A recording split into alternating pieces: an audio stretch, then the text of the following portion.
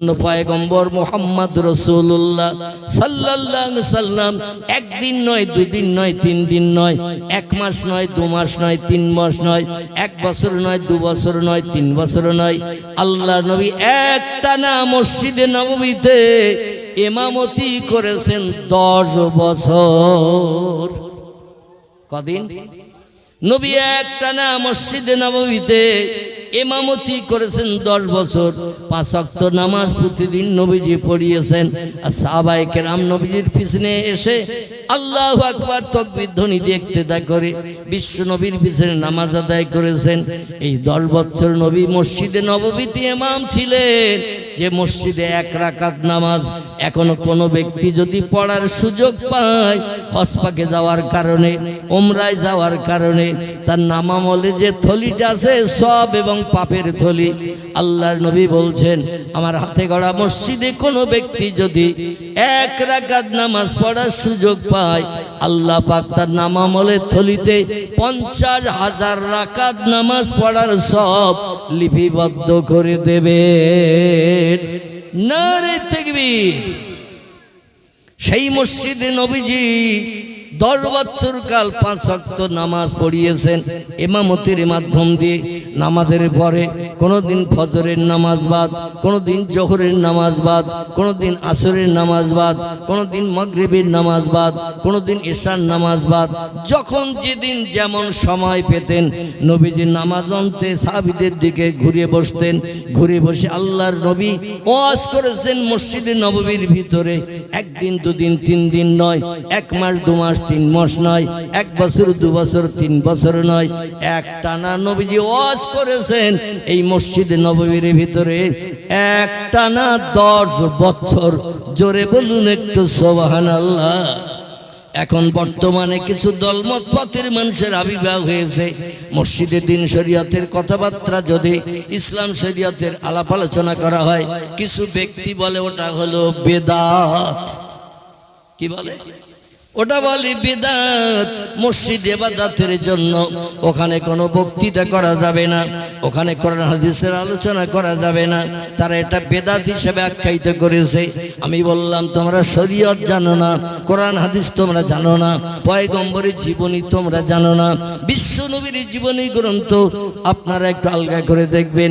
সিরাতে হালাবিয়া, সিরাতুন নবী, আসাহুস সিয়ার, সিরাতে ইবনে হিশাম, আর রাহিকুল মাকতুম, মোহরাঙ্কিত স্বর্গীয় সুধা, মিলাদে মুস্তাফা, বিশ্ব নবীর জীবনী গ্রন্থ, আল্লামা হুজুর রুহুল আমিন রাহমাতুল্লাহ আলাইহি থেকে শুরু করে বিভিন্ন লেখকেরা পয়গম্বরের জীবন ইতিহাস লিপিবদ্ধ করেছেন। তাতে একটু আলগা করে দেখবেন, এই তত্ত্বটা আপনি পেয়ে যাবেন। পয়গম্বর মুহাম্মদ রাসূলুল্লাহ তিনি 10 বছর মসজিদের ভিতরে ওয়াজ করেছিলেন। এখন জলসা হয় বাঁশবাগানের ধারে, রাস্তার উপরে প্যান্ডেল করে, ঠিক না বল? এখন জলসা হয় বাঁশবাগানের ধারে প্যান্ডেল করে। কিন্তু সেদিন পয়গম্বর বাইরে কোথাও ওয়াজের মজলিস করেননি, প্যান্ডেল টান্ডেল কিছুই করেননি। প্রতিদিন মসজিদের ভিতরে তিনি ওয়াজ করতেন একটানা 10 বছর। তার নবী যদি করে থাকেন 10 বছর একটানা ওয়াজ মসজিদে, আমরা করলে কি কোনো দোষ হবে নাকি? হবে? দোষ হবে না। কারণ মান হাব্বা সুন্নতি ফাকাদ হাব্বানি ওয়া মান হাব্বানি কানা মাই ফিল জান্নাহ। জোরে বলুন একটু আল্লাহু আকবার। নবী বলছেন আমার সুন্নতের পায়রবি যারা করবে, আমার আদর্শকে বাস্তব জীবনে যারা রূপদান করবে, ফাকাদ হাব্বানি, এই বাচ্চারা ঠান্ডা হবা, আমার আদর্শের পায়রবি যারা করবে, আমার সুন্নতের পায়রবি যারা করবে, জীবন আদর্শ যারা মেনে চলবে, ফাকাদ হাব্বানি, সে লোকটা আমি মুহাম্মদ রাসূলুল্লাহ আমারে ভালোবাসলো, আমারে মহব্বত করলো। ওমান হাব্বানি, যে লোকটা আমারে ভালোবাসলো, সুন্নতকে বাস্তব জীবনে রূপদান করে চললো, কানা মাই ফিল জান্নাহ, সেই লোকটি আর আমি আল্লাহর জান্নাতের ভিতরে, আল্লাহর বেহেশতের ভিতরে কোটি কোটি বছর ধরে এক জায়গায় বসে বসে সুখ ভোগ করতে থাকবো। আল্লাহর জান্নাতের ভিতরে। অসুবিধা হচ্ছে না তো আপনাদের? অসুবিধা হচ্ছে না তো বক্তৃতায়? যদি অসুবিধা হয় বলবেন, আমি স্টিয়ারিং আবার ঘুরিয়ে দেব। কারণ আপনারা এখন গাড়ির যাত্রী, আমি এখন ড্রাইভার। ঠিক বললাম না ভুল বললাম? আমি ড্রাইভার, এখন যে রাস্তায় গাড়ি চালাচ্ছি এই রাস্তা যদি আপনাদের পছন্দ না হয় তাহলে আমাকে একটু নক করবেন, আমি স্টারিং ঘুরিয়ে আবার অন্য রাস্তায় চালিয়ে দেব।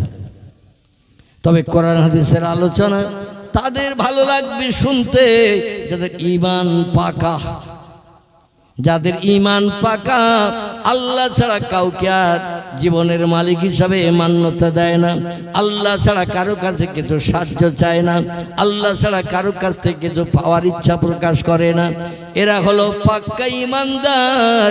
কোরআন হাদিসের কথা শুনলে তাদের ভালো লাগবে।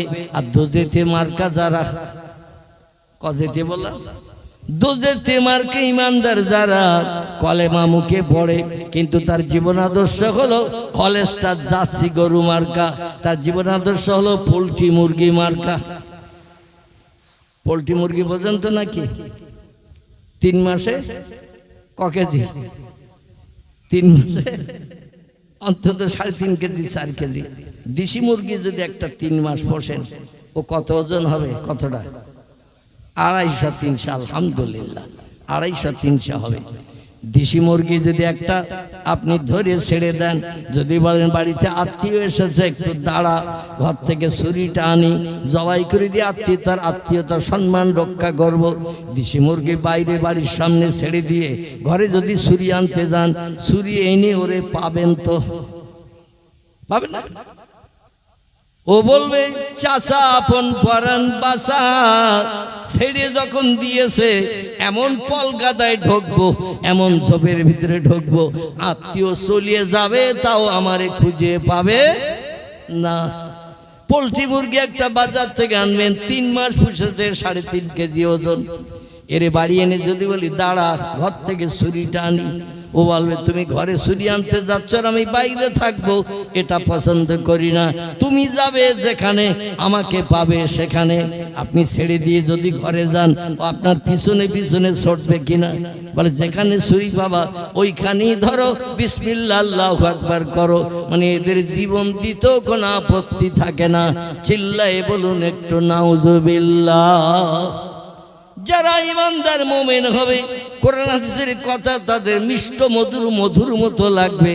আর কোরআন হাদিসের আলোকমালায় যারা জীবন চরিত্র গঠন করবে না, ইবলিস শয়তানের নেতৃত্ব মেনে চলবে, মদ খাবে, সুদের ব্যবসা করবে, এমন করে তাস পাশা গাঁজা হিরোইন থেকে শুরু করে বিভিন্ন ধরনের অখাদ্যমূলক খাদ্যগুলো যারা খাবে, গরিব এতিমের হক ফাঁকি দিয়ে খাবে, মিথ্যা কথা বলবে, চুরি ডাকাতে ছিনতাই করবে, পরের পুকুরে জাল ফেলে মাছ ধরে নিয়ে আসবে রাত 1:30টার সময়, এমনকি কোনো ব্যক্তির প্রাণ নাশ করে তাদের বিবি বাচ্চারে বিধবা এতিম করে সারা জীবন কাঁদাবে। এদের কাছে কোরআন হাদিসের কথা বললে নিম ফল মাখাল ফলের মতো লাগবে। ঠিক বললাম না ভুল বললাম? যারা মদ খায় দৈনন্দিন, সুদের ব্যবসা করে, সিনেমা যাত্রায় যায়, মিথ্যা কথা বলে, চুরি করে, গরিবের হক ফাঁকি দিয়ে খায়, যারা রাত 1:30টার সময় বিধবার দরজার কড়া নাড়া দেয়, এসেছি আমি মিন্টু, টাকার বিনিময়ে জীবন যৌবনে খোদানে বৃদ্ধি করবো, দরজা খোলো, তোমার তো স্বামী নাই, তোমার সংসারটা চলবে কি করে? অনেক মেয়ে এভাবে পরকিয়া করছে না রাতের আধারে দেখবেন তার চরিত্র নষ্ট করে বিভিন্ন যুবকের সঙ্গে অবৈধ সম্পর্ক। এদের কাছে কোরআন হাদিসের কথা নিম ফল মাকাল ফলের মতো লাগবে না রসগোল্লার মতো লাগবে? এদের কাছে নিম ফল মাকাল ফলের মতো লাগবে। আল্লাহ আমাদের সকলকে হেফাজত করুন। সকলে বলুন একটু আমিন।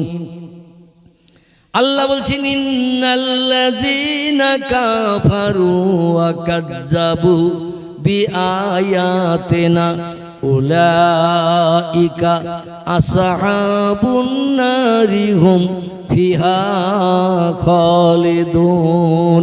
জোরে বলুন একটু আল্লাহু আকবার। কোরআন পাকের সূরা বাকারায় আল্লাহ তথ্য কোট করে দিয়েছেন। তিনি বলছেন ইন্নাল্লাযীনা কাফারু, নিশ্চয়ই যারা আমার স্রষ্টা বলে মান্যতা দেয় না। বাদ দাও তো, বিজ্ঞানীরা আল্লাহর এত যন্ত্রপাতি বানানো সত্ত্বেও দেখতে পায়নি। আল্লাহ যে কোথায় আছে আজ পর্যন্ত তার চেহারা কেউ দেখতে পায়নি। আর মোল্লা মৌলবীরা টুপি মাথায় দিয়ে দিয়ে মাথা গরম করে ফেলেছে, তারা সবসময় আল্লাহর কথা বলে। বিজ্ঞান বলছে there is no god, Allah is nothing. স্রষ্টা বলতে কেউ নাই, প্রভু বলতে কেউ নাই। পৃথিবী অতীতে প্রাকৃতিক নিয়মে চলেছে, বর্তমানে চলছে, ভবিষ্যতেও চলবে। এই পৃথিবী পরিচালনার দায়িত্ব চন্দ্র, সূর্য, গ্রহ, নক্ষত্র, সাগরে জোয়ার ভাটায় পরিচালনার দায়িত্বে কোনো মালিক টালিক নাই। এই ন্যাচারাল ডিপার্টমেন্ট অতীতে হয়েছে, বর্তমানে হচ্ছে, ভবিষ্যতেও হবে। আসলে মালিক প্রভু বলতে কেউ নাই। এই যুগে এইরকম খোদাদ্রোহী বিজ্ঞান আছে না নাই? এই যুগেও আছে, ভবিষ্যতে আরো বেশি হবে। কারণ ভবিষ্যতে বেশি না হলে পয়গম্বরের কথা মোতাবেক এই দুনিয়া ধ্বংস হবে না। তাম পৃথিবীতে বর্তমান 850 কোটির মতো মানুষ বসবাস করছে। যত দিন যাবে মানুষ বাড়বে না কমবে? বাড়বে। যত দিন যাবে মানুষ বাড়বে। এখন বিজ্ঞানীদের জ্ঞান বেশি না আল্লাহ এবং তার পয়গম্বরের জ্ঞান বেশি? কার জ্ঞান বেশি? সব থেকে সেরা জ্ঞানী যিনি, তিনি হলেন আল্লাহ সুবহানাহু তাআলা। আল্লাহর জ্ঞানের উপরে জ্ঞান আর কারো নাই নাই নাই। তারপরের জ্ঞানী যিনি, তিনি হলেন আমাদের পয়গম্বর সাইয়্যিদুল আম্বিয়া রাহমাতাল লিল আলামিন খাতামান নবিয়্যিন শাফিয়াল মুজনাবিন রাহিদুল আশিকিন মুরাদুল মুশতাকিন সিরাজুস সালিকিন মিসবাহুল মুকাররাবিন জাদ্দুল হাসান আল হুসাইন আবিল কাসিম। এগুলো পয়গম্বরের গুণবাচক নাম। তার মধুর নাম আল্লাহ কোরআনে কোট করে দিয়েছেন, ওমা মুহাম্মাদুন ইল্লা রাসূলুন কদ খালাত মিন ক্বাবলিহির রাসূল। জোরে বলুন একটু আল্লাহু আকবার। আল্লাহ বলছেন, আমি মোহাম্মদ নামধারী একজন ব্যক্তিকে তোমাদের প্রভেট করে, রসুল করে, পয়গম্বর করে, বিশ্ববাসীর কল্যাণের দায়িত্ব দিয়ে পৃথিবীতে তারে পাঠিয়েছে। হাসরের মাঠে যেদিন কেউ কারো হবে না, ইয়াউমা ইয়াফিরুল মারউ মিন আখিহি উম্মিহি ওয়া আবিহি ওয়া সাহিবাতিহি ওয়া বানিহি আল আখির। আল্লাহর কোরআন বলছে, যেদিন পশ্চিম দিক থেকে সূর্য ডগমগ করে ঠেলে উঠবে, ভোরবেলা গাছের মাথা দিয়ে, ভোরবেলা গাছের মাথার উপর দিয়ে সূর্য যেদিন ডগমগ করে ঠেলে উঠবে, গুরুবের শামসে মাশরিকে হা, আর পূর্ব দিকে ডুবতে যাবে। এখন সূর্য ওঠে ভোরবেলা কোন দিকে? পূর্ব দিকে ওঠে, ডোবে কোন দিকে? পশ্চিম দিকে। কিন্তু আল্লাহ পাক সেদিন পরিবর্তন করিয়ে দিয়ে দেবেন। অশামসু আল কামার বেহুসবান। আল্লাহ বলছেন, চন্দ্র সূর্য হলো ঘূর্ণায়মান। পৃথিবীর বিজ্ঞানের এই যুগে ভূগোল বইতে লিখে দিয়েছে, পৃথিবী লাট্টুর মতো ঘুরছে আর চন্দ্র সূর্য স্থির। তাহলে বিজ্ঞান কোরআন মানলো? আল্লাহ কোরআনে সূরা রহমানে বলছেন, অশামসু ওয়াল কামারু বিহুসবান। চন্দ্র সূর্য ঘূর্ণায়মান, এরা দৈনন্দিন ঘুরে বেড়ায়। আর বিজ্ঞানীরা ভূগোল বইতে লিপিবদ্ধ করে দিয়েছে, কিছুদিন আগে পৃথিবী লাট্টুর মতো ঘুরছে, চন্দ্র সূর্য স্থির। তার আল্লাহ এবং তার পয়গম্বরের কথার সঙ্গে বিজ্ঞানীদের কথার কোনো মিল আছে? কথার মিল নাই। আর আল্লাহ এবং তার পয়গম্বরের কথার সঙ্গে যদি কারো কথার মিল না হয়, কোরআন বলছে, ইন্নাল্লাযীনা কাফারু, আল্লাহর কথাগুলোকে যারা বিশ্বাস স্থাপন করলো না, কুফরি করলো, মান্যতা দিল না, ওয়াকাজ্জাবু বিআয়াতিনা, আমার কোরআনের কথাগুলোকে যারা সন্দেহ পোষণ করলো, আল্লাহ বলছেন, উলাইকা আসহাবুন নার, তারা হবে জাহান্নামের ইন্ধন, তারা হবে জাহান্নামের কাঠ, তারা হবে জাহান্নামের কীট। অহুম ফিহা খালিদুন। আর এদের ওই জাহান্নাম ঠিকানা যখন হবে, যুগ যুগ যুগ যুগ ধরে, কোটি কোটি কোটি কোটি বছর ধরে আমার কোরআন অবিশ্বাস করার কারণে, আমার নবীর কথাগুলোকে অবিশ্বাস করার কারণে, মান্যতা না দেওয়ার কারণে আমি কোটি কোটি কোটি কোটি কোটি কোটি বছর ধরে আগুনে তাদের দগ্ধ করতে থাকবো, আগুনে তাদের পুড়াবো।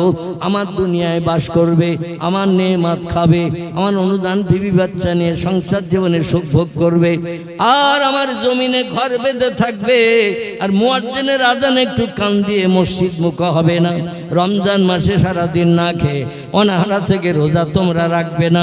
সকাল সন্ধ্যা আমার পাকবাণী কোরআন লৌহে মাহফুজের সংরক্ষিত মিষ্টি মধুর সত্য বাণী সত্য কথা কোরআন তোমরা বিশ্বাস করবে না, কোরআন তোমরা তেলাওয়াত করবে না, তোমাদের ঠিকানা হবে জাহান্নাম। এই জাহান্নামের আগুনে কোটি কোটি কোটি কোটি কোটি কোটি বছর ধরে দগ্ধ করা হবে। তো এই খবরটা শুনে কবরে যেও, লা ইয়ামুতু ওয়ালা ইউখরিজ ফিহা।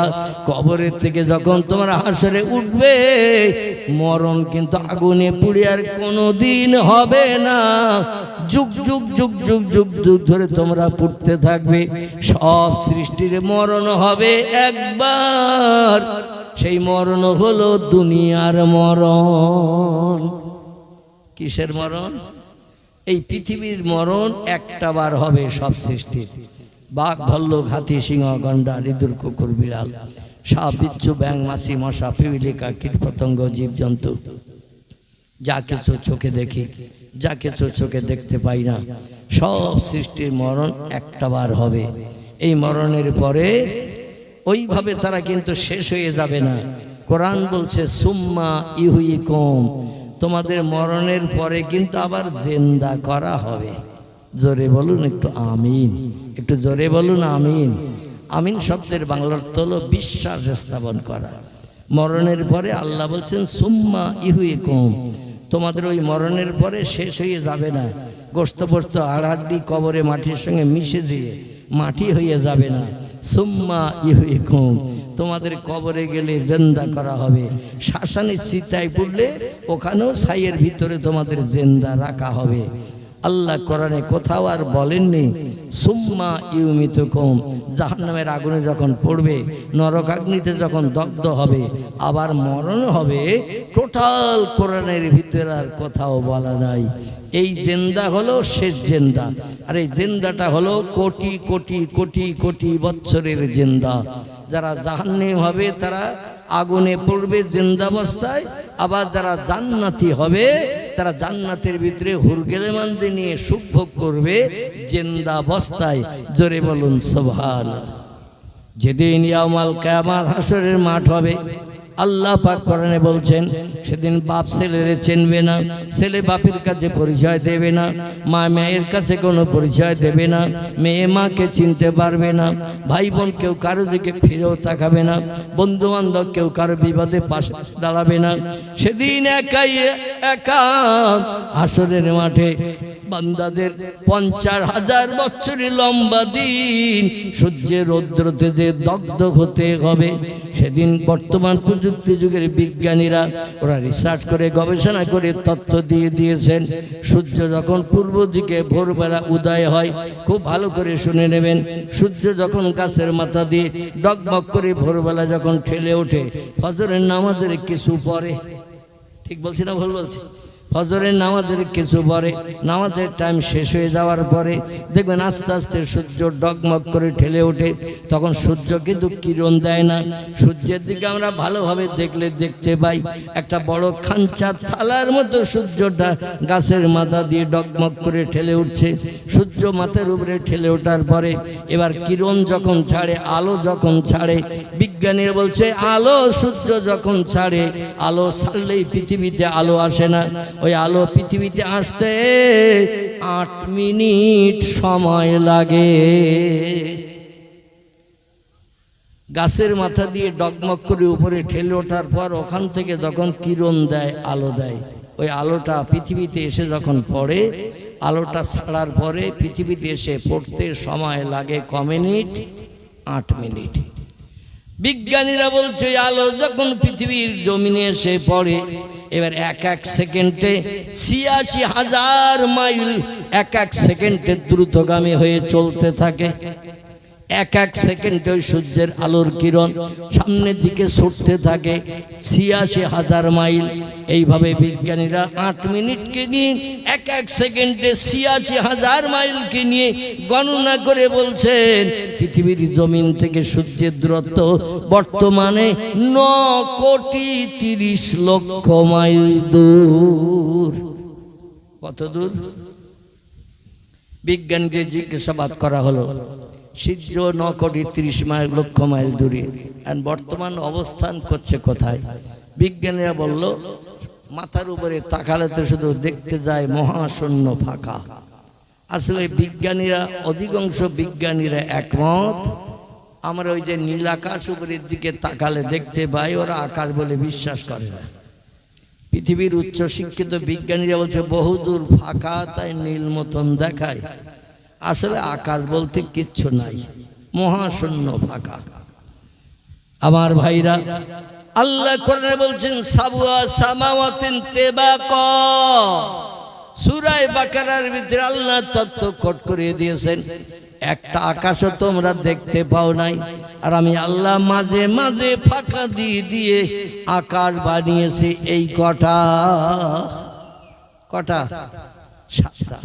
সাবওয়া সামাওয়াতিন তিবাকা, আমি মাঝে মাঝে ফাঁকা দিয়ে দিই, আকাশ বানিয়েছে 7টা। তফসিরে মাফাতিহুল গায়ব, তফসিরে মাজিদ, তফসিরে রুহুল বায়ান, তফসিরে মাইজুল কোরআন, তফসিরে বায়ানুল কোরআন, তফসিরে বাইজাবি, তফসিরে কাশফ, তফসিরে জিলাল কোরআন। আল্লামা কুতুব রাহমাতুল্লাহি আলাইহি বিখ্যাত কোরআনের তফসির কারক, তিনি তফসিরের ভিতরে তত্ত্ব লিপিবদ্ধ করে দিয়ে বলছেন, ও পৃথিবীর মানুষেরা তোমরা শোনো, এই পৃথিবী থেকে নীল আকাশ যতটা ফাঁকা, একটা আকাশ ততটা পুরু।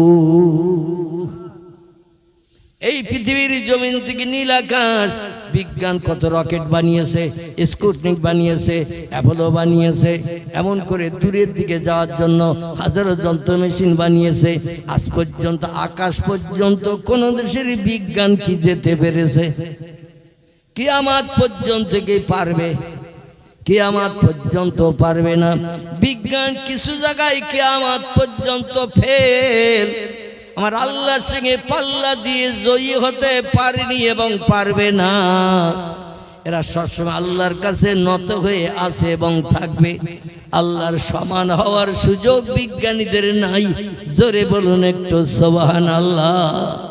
সেটি হলো এই, আল্লাহ পাক বলছেন তুলিজুল লাইলা ফিন নাহার ও তুলিজুন নাহারা ফিল লাইল ও তুখরিজুল হাইয়া মিনাল মাইয়াতি ও তুখরিজুল মাইয়াতা মিনাল হাইয়্যি ও তারযুকু মান তাশাউ বিগাইরি হিসাব। জোরে বলুন একটু আল্লাহু আকবার। আল্লাহ বলছেন তোমরা আমার থেকে উপরে উঠে গেছো, এই তত্ত্ব বিশ্ববাসীর কাছে জানাচ্ছ। এখন আমার থেকে উপরে উঠে গেছে, খুব ভালো হয়েছে। তবে আমি আল্লাহ, আমার যা ক্ষমতা শক্তি তার সামঞ্জস্য একটু হও তো দেখি। আমার শক্তি যেমন, ক্ষমতা যেমন, আমি যেটা করতে পারি তোমরা সেইটা করে দেখাও, তাহলে বুঝবো শক্তি ক্ষমতা তোমাদেরও যতটা আমারও ততটা। 50-50, হাফ হাফ। আমার ক্ষমতা যতটা বর্তমান প্রযুক্তি যুগে, তোমাদের ক্ষমতা ততটা। তোমরা একটু বিশ্ববাসীকে দেখাও। তবে সময় আমি 3 দিন দিলাম না, 10 দিন দিলাম না, 1 মাস দিলাম না, 1 বছর দিলাম না, 10 বছর দিলাম না, 20 বছর সময় দিলাম না। তোমাদের সময় দিলাম যতদিন না পর্যন্ত পশ্চিম দিকে সূর্য উদয় হবে, পূর্ব দিকে সূর্য ডুবতে যাবে। সময় দিলাম এই দীর্ঘ লম্বা সময়। চেষ্টা চালাও বিজ্ঞানীরা, দার্শনিকেরা, ইঞ্জিনিয়ারেরা, ডাক্তারেরা, মাস্টারেরা, ভূতত্ত্ববিদেরা, ঐতিহাসিকেরা, সাহিত্যিকেরা, ভৌগোলিকেরা, সবাই মিলে চেষ্টা চালাও আমার সমান হওয়ার জন্য। সময় দিলাম দুনিয়া ধ্বংস হওয়া পর্যন্ত। আল্লাহ বলছেন রাতের বেলা আমি দিন করি, দিনের বেলা রাত করি। আমি আল্লাহ মরারে জেন্দা করি, জেন্দারে মারি। তোমাদের কেমন শক্তি পাওয়ার আছে? হাজারো যন্ত্রপাতি মেশিন বানিয়েছো, এই জন্য তোমরা একটু করিয়ে দেখাও। রাতের বেলা দিন, দিনের বেলা রাত। মরারে জেন্দা করো, জেন্দারে মারো। আর পাথরের ভিতরে, গোল পাথরের ভিতরে কোনো বান্দা যদি থাকে সাগরের পানির তলায়, তার রিজিকটা কে পরিবেশন করে? তোমরা তার খাবার পরিবেশন করে জিন্দাবস্থায় রাখো। আল্লাহ বলছেন যদি পারো একটু করে দেখাও, তাহলে আমার ক্ষমতা 50, তোমাদের ক্ষমতা 50, আমার ক্ষমতা অর্ধেক, তোমাদের ক্ষমতা অর্ধেক। আল্লাহ বললেন এখন বিজ্ঞানকে যদি কিয়ামত পর্যন্ত পশ্চিম দিকে সূর্যটা পর্যন্ত সময় দেয়া হয়, তারা কি এটা বাস্তবে রূপদান করে দেখাতে পারবে? পারবে? আল্লাহ বলছেন আমি জিন্দারে মারি, আবার মরারে জিন্দা করি। কোরআনে শুধু এই তথ্য আল্লাহ দেননি, তিনি বলছেন আমি রাতের বেলা দিন করি, দিনের বেলা রাত করি। এটা বলেই কি আল্লাহ শেষ করে দিয়েছেন? যত তথ্য কোরআনে আল্লাহ ভরে দিয়েছেন, 6666টি সেন্টেন্স, বাক্য, আয়াত, 114টি চ্যাপ্টার, সূরা, অধ্যায়, 3,44,740টি হরফ, বর্ণমালা, অক্ষর দিয়ে আল্লাহ কোরআনকে কুডক কমপ্লিট করে আমাদের ঘরে পৌঁছে দিয়েছেন। তথ্যগুলো দিয়েই আল্লাহ শেষ করেন নাই, বরং তথ্যগুলো বাস্তবে প্রমাণ করে দেখিয়ে দিয়েছেন। আমি শুধু কথা বলি না, বরং সেগুলো কাজে প্রমাণ করে দেখাই। একটা ছোট্ট তথ্য আপনাদের কাছে দেব, দিলে বুঝতে সুবিধা হবে। তথ্যটা আমাদের এই পশ্চিম বাংলা ভারতবর্ষের নাই, আমাদের পূর্ব দিকে বাংলাদেশ একটি দেশ আছে, জানেন তো নাকি? আমাদের পূর্ব দিকে একটি দেশ আছে, দেশটির নাম বাংলাদেশ। এই বাংলাদেশের একটি জেলার নাম হলো নোয়াখালী। কি নাম? নোয়াখালী। নোয়াখালী, নোয়াখালী ওলাদের মাতৃভাষা, গেয় ভাষা। আমি অধম যে কিছুই বুঝতে পারিনি, তবে সাধু ভাষায় যখন কথা বলি কিছুটা বোঝা যায়, কিছুটা বোঝা যায় না। নোয়াখালীদের ভাষা একেবারে আলাদা। এই নোয়াখালীতে ফুরফুরার পীর আবু বকর সিদ্দিক আল কোরাইশি, মরহুম দাদা হুজুর পীর কেবলা, তিনি ওয়াজের মজলিসে বক্তৃতা করতে গেছেন। এলাকার আলেম হাফেজ কারীরা সে যুগে নোয়াখালী আলেমের ডিপো হিসাবে বিবেচিত ছিল।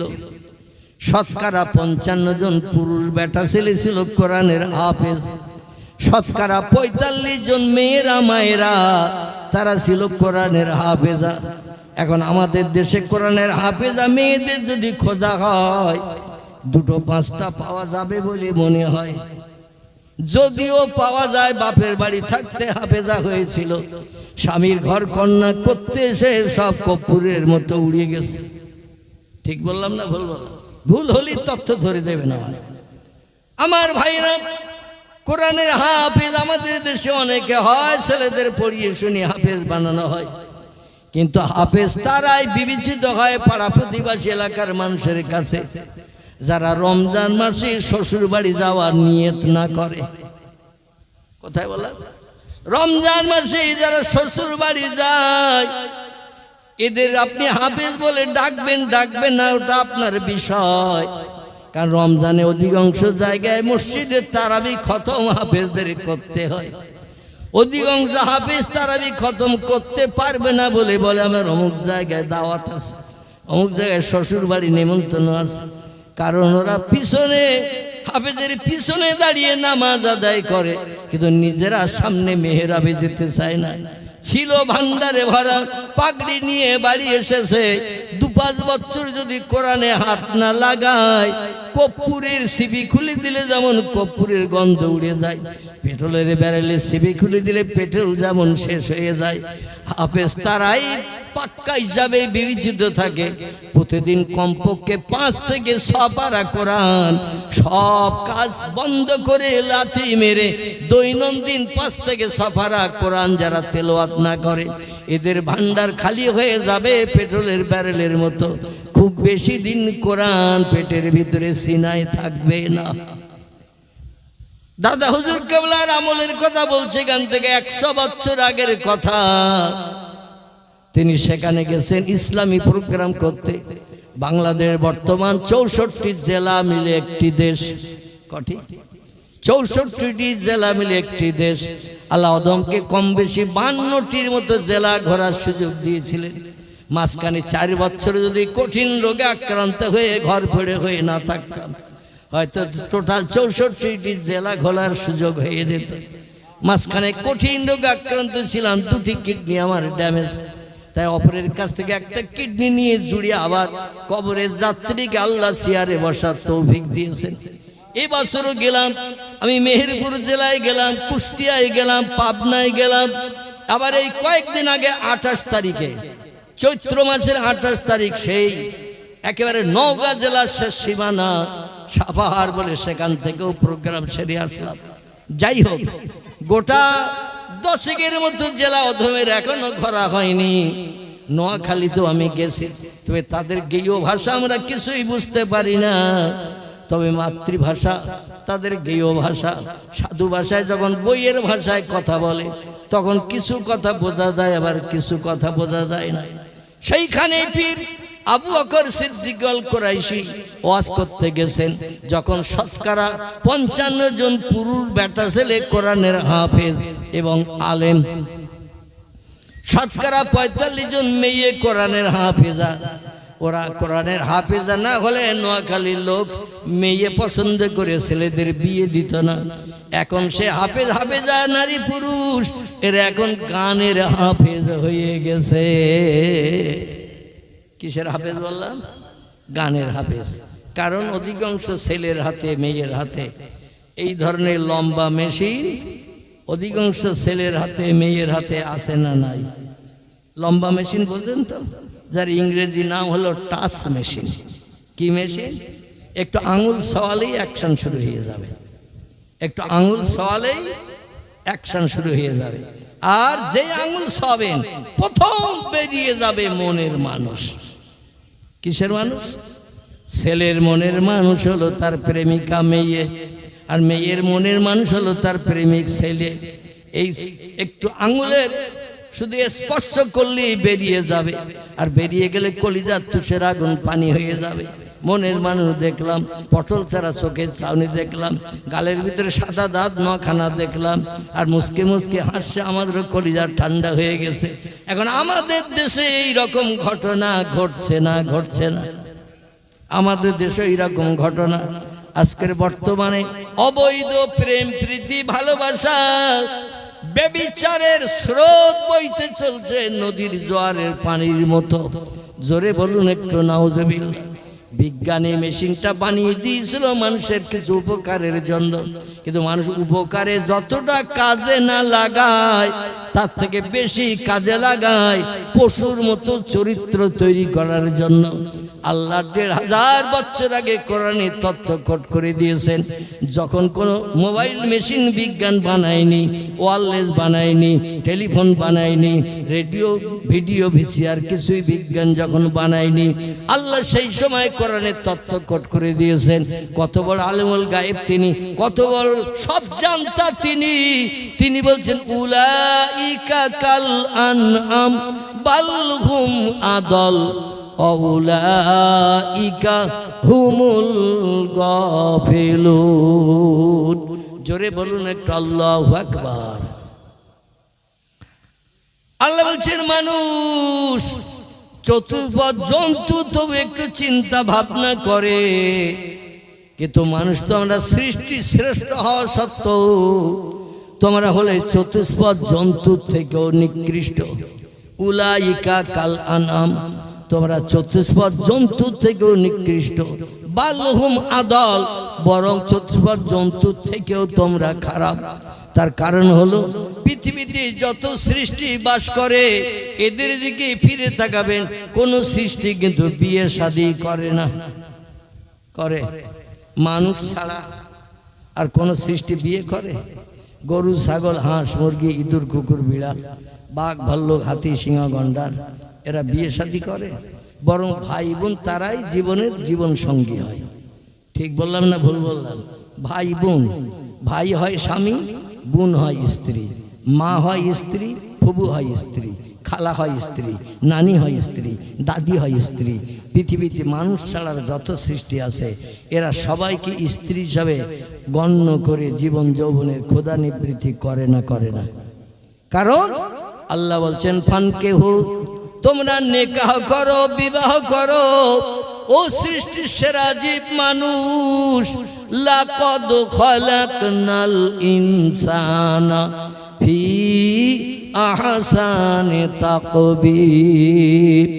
যত সৃষ্টি পৃথিবীতে আছে সমস্ত সৃষ্টির ভিতরে সেরার মর্যাদা দিয়েছে একটি সৃষ্টিকে।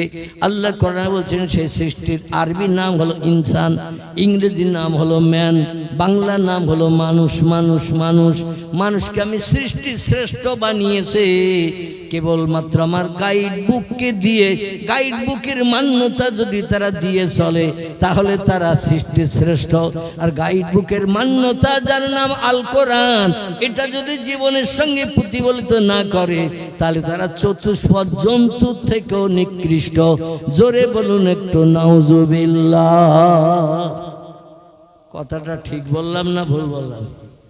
গাইড বুক কোরআন মান্যতা দিলে আল্লাহ বলছেন ফানকেহু, তোমরা নিকাহ করো, বিবাহ করো, মা তবা লাকুম মিনান নিসা, যে মেয়েটা তোমাদের নজরে পছন্দ হবে, ভালো লাগবে, চয়েস হবে, তারে তুমি জীবনের সঙ্গী বানাও। কারণ যদি চোখের সঙ্গে মনের সঙ্গে কোনো মেয়ের অ্যাডজাস্ট না হয় সে সংসারে কোনোদিন শান্তি আসবে না। ঠিক না ভুল? এই জন্য দাদা চাচা পাড়ার মোড়ল মেয়ে বিয়ে দিয়ে কোনো একটা ছেলের বিয়ের ঠিকঠাক করবে, এটা শরীয়ত পছন্দ করে না। শরীয়ত বলছে তোমরা সারা পাড়ার নেতা খেতা সবাই মিলে পছন্দ করে একটা ছেলের জন্য বিয়ে সাব্যস্ত করবে, এটা কিন্তু শরীয়ত বৈধ নয়। অন্তত ছেলেটারে একটা বার ওই মেয়েটার দেখাও। আর ছেলে মেয়ে দেখতে গেলে মেয়েটাও দেখার সুযোগ পায় কিনা ওই ছেলেটার। মেয়েদের চয়েস আছে না নাই? মেয়েদের চয়েস আছে। যদি ছেলে মেয়ে দেখতে যায়, মেয়ে ছেলেটারও দেখতে পায়, দেখলে তার মনের ভিতরে যদি আকাঙ্ক্ষা আগ্রহ জন্মায় সংসার জীবনটা সুখের হবে। আর যদি ছেলে মেয়ে দেখে পছন্দ না হয় এর জীবনে কোনোদিন শান্তি আসবে না। এজন্য শরীয়ত বৈধতা দিয়েছে ছেলেকে অন্তত একটা বার মেয়েটারে দেখাও। কারণ ঘর সংসার করবে সে, তুমি তো ঘর সংসার করবে না পাড়ার মোড়ল, তুমি তো ঘর সংসার করবে না ও ছেলের দাদা। তোমার তিন কালকে এক কাল আছে বুড়ো। ছেলেটা জীবন যৌবনে খোদা নিবৃত্তির জন্য তার মনের মানুষ স্ত্রীর প্রয়োজন। এজন্য একটা বার তারে দেখাও। যদি তার চয়েস পছন্দ না হয় সারা জীবন সংসারটা অশান্তিতে চলবে। আল্লাহ পাক বলছেন তোমরা একটা মেয়ে পছন্দ করে বিয়ে করে যদি সংসার জীবনে সুখী হতে না পারো, মাসনা তুমি দুটি বিয়ে করতে পারো। দুটি স্ত্রী যদি তোমার জীবন যৌবনের ক্ষুধা নিবৃত্তি করতে অক্ষম হয়, অসলাসা তুমি তিনটি বিয়ে করতে পারো। তিনটি স্ত্রী যদি তোমার মনোবাঞ্ছা পূর্ণ করতে অক্ষম হয়, সব কাজে সাহায্য করতে অক্ষম হয়, আর রোবা তুমি চারটি বিয়ে করতে পারো। তবে হুঁশিয়ার, সাবধান, ফাইন খিপ্তুম, তোমার জন্য বড় ভয়ের আশঙ্কা আছে। চারটে বিয়ে করার পরও তুমি পুরস্কারে যাবে নাউজুবিল্লাহ। অবৈধ মেয়েদের নিয়ে চরিত্র নষ্ট করবে, আমরা গাছের তলায় দাঁড়িয়ে দাঁড়িয়ে রাতে গোপন কথাবার্তা বলবে, এটা আমি আল্লাহ পছন্দ করি না। কারণ যার চরিত্র নাই তার কিছুই নাই। পশুদের চরিত্র নাই, এই জন্য তারা চতুষ্পদ জন্তু। আর তোমাদের চরিত্র সংরক্ষণ করে যদি চলতে পারো তোমরা হবে আমার কাছে সৃষ্টির শ্রেষ্ঠ জাতি। তোমাদের ঠিকানা আমি বানিয়ে রেখেছি আমার শান্তি ধাম জান্নাত। একটু জোরে বলেন। আমার ভাইরা, দাদা হুজুর পীর কেবলা রহমাতুল্লাহ আলাইহি ইনি গেলেন নোয়াখালীতে। আলেম হাফেজকারীরা বলল উনি সত্য পীর না ভণ্ড পীর। উনি প্রকৃত পীর না ভণ্ড পীর? এখন পীর যাচাই করতে গেলে অধিকাংশ পীরেরা কিন্তু ভণ্ড হিসাবে বিবেচিত হবে। ঠিক বললাম না ভুল বললাম? পীর তাদের বলা হয় যারা অলৌকিক তাজ্জব আশ্চর্যান্বিত ঘটনা এই পৃথিবীতে মানুষের সামনে ঘটিয়ে দেখায়। বাড়ি থেকে কি দিয়ে খেয়ে গেছেন পীর সাহেবের সঙ্গে সাক্ষাৎ করতে, পীর সাহেব যদি বলে দেয় দুপুরবেলা বেগুন আর পুঁটি মাছ দিয়ে তুমি খেয়ে এসেছো, অন্তরে চোখ যারা আলগা করে ফেলেছে, দুনিয়ার এই প্রান্ত থেকে ও প্রান্ত পর্যন্ত তারা আমার ভাইরা টেলিভিশনের পর্দার মতো সব দেখার সুযোগ পায়। জোরে বলুন একটু সুবহানাল্লাহ, জোরে বলুন সুবহানাল্লাহ। তবে আল্লাহওয়ালা বলতে গেলে প্রধান কর্তব্য হলো একটু আমল করতে হবে বেশি বেশি। ইবলিস শয়তান সব ব্যক্তিকে বশ্যতা করতে পারে, জিন জাতিরা সব মানুষকে বশ্যতা করে নিতে পারে। যখন তখন মানুষের সঙ্গে পাল্লা দিয়ে জেনেরা জয়ী হতে পারে।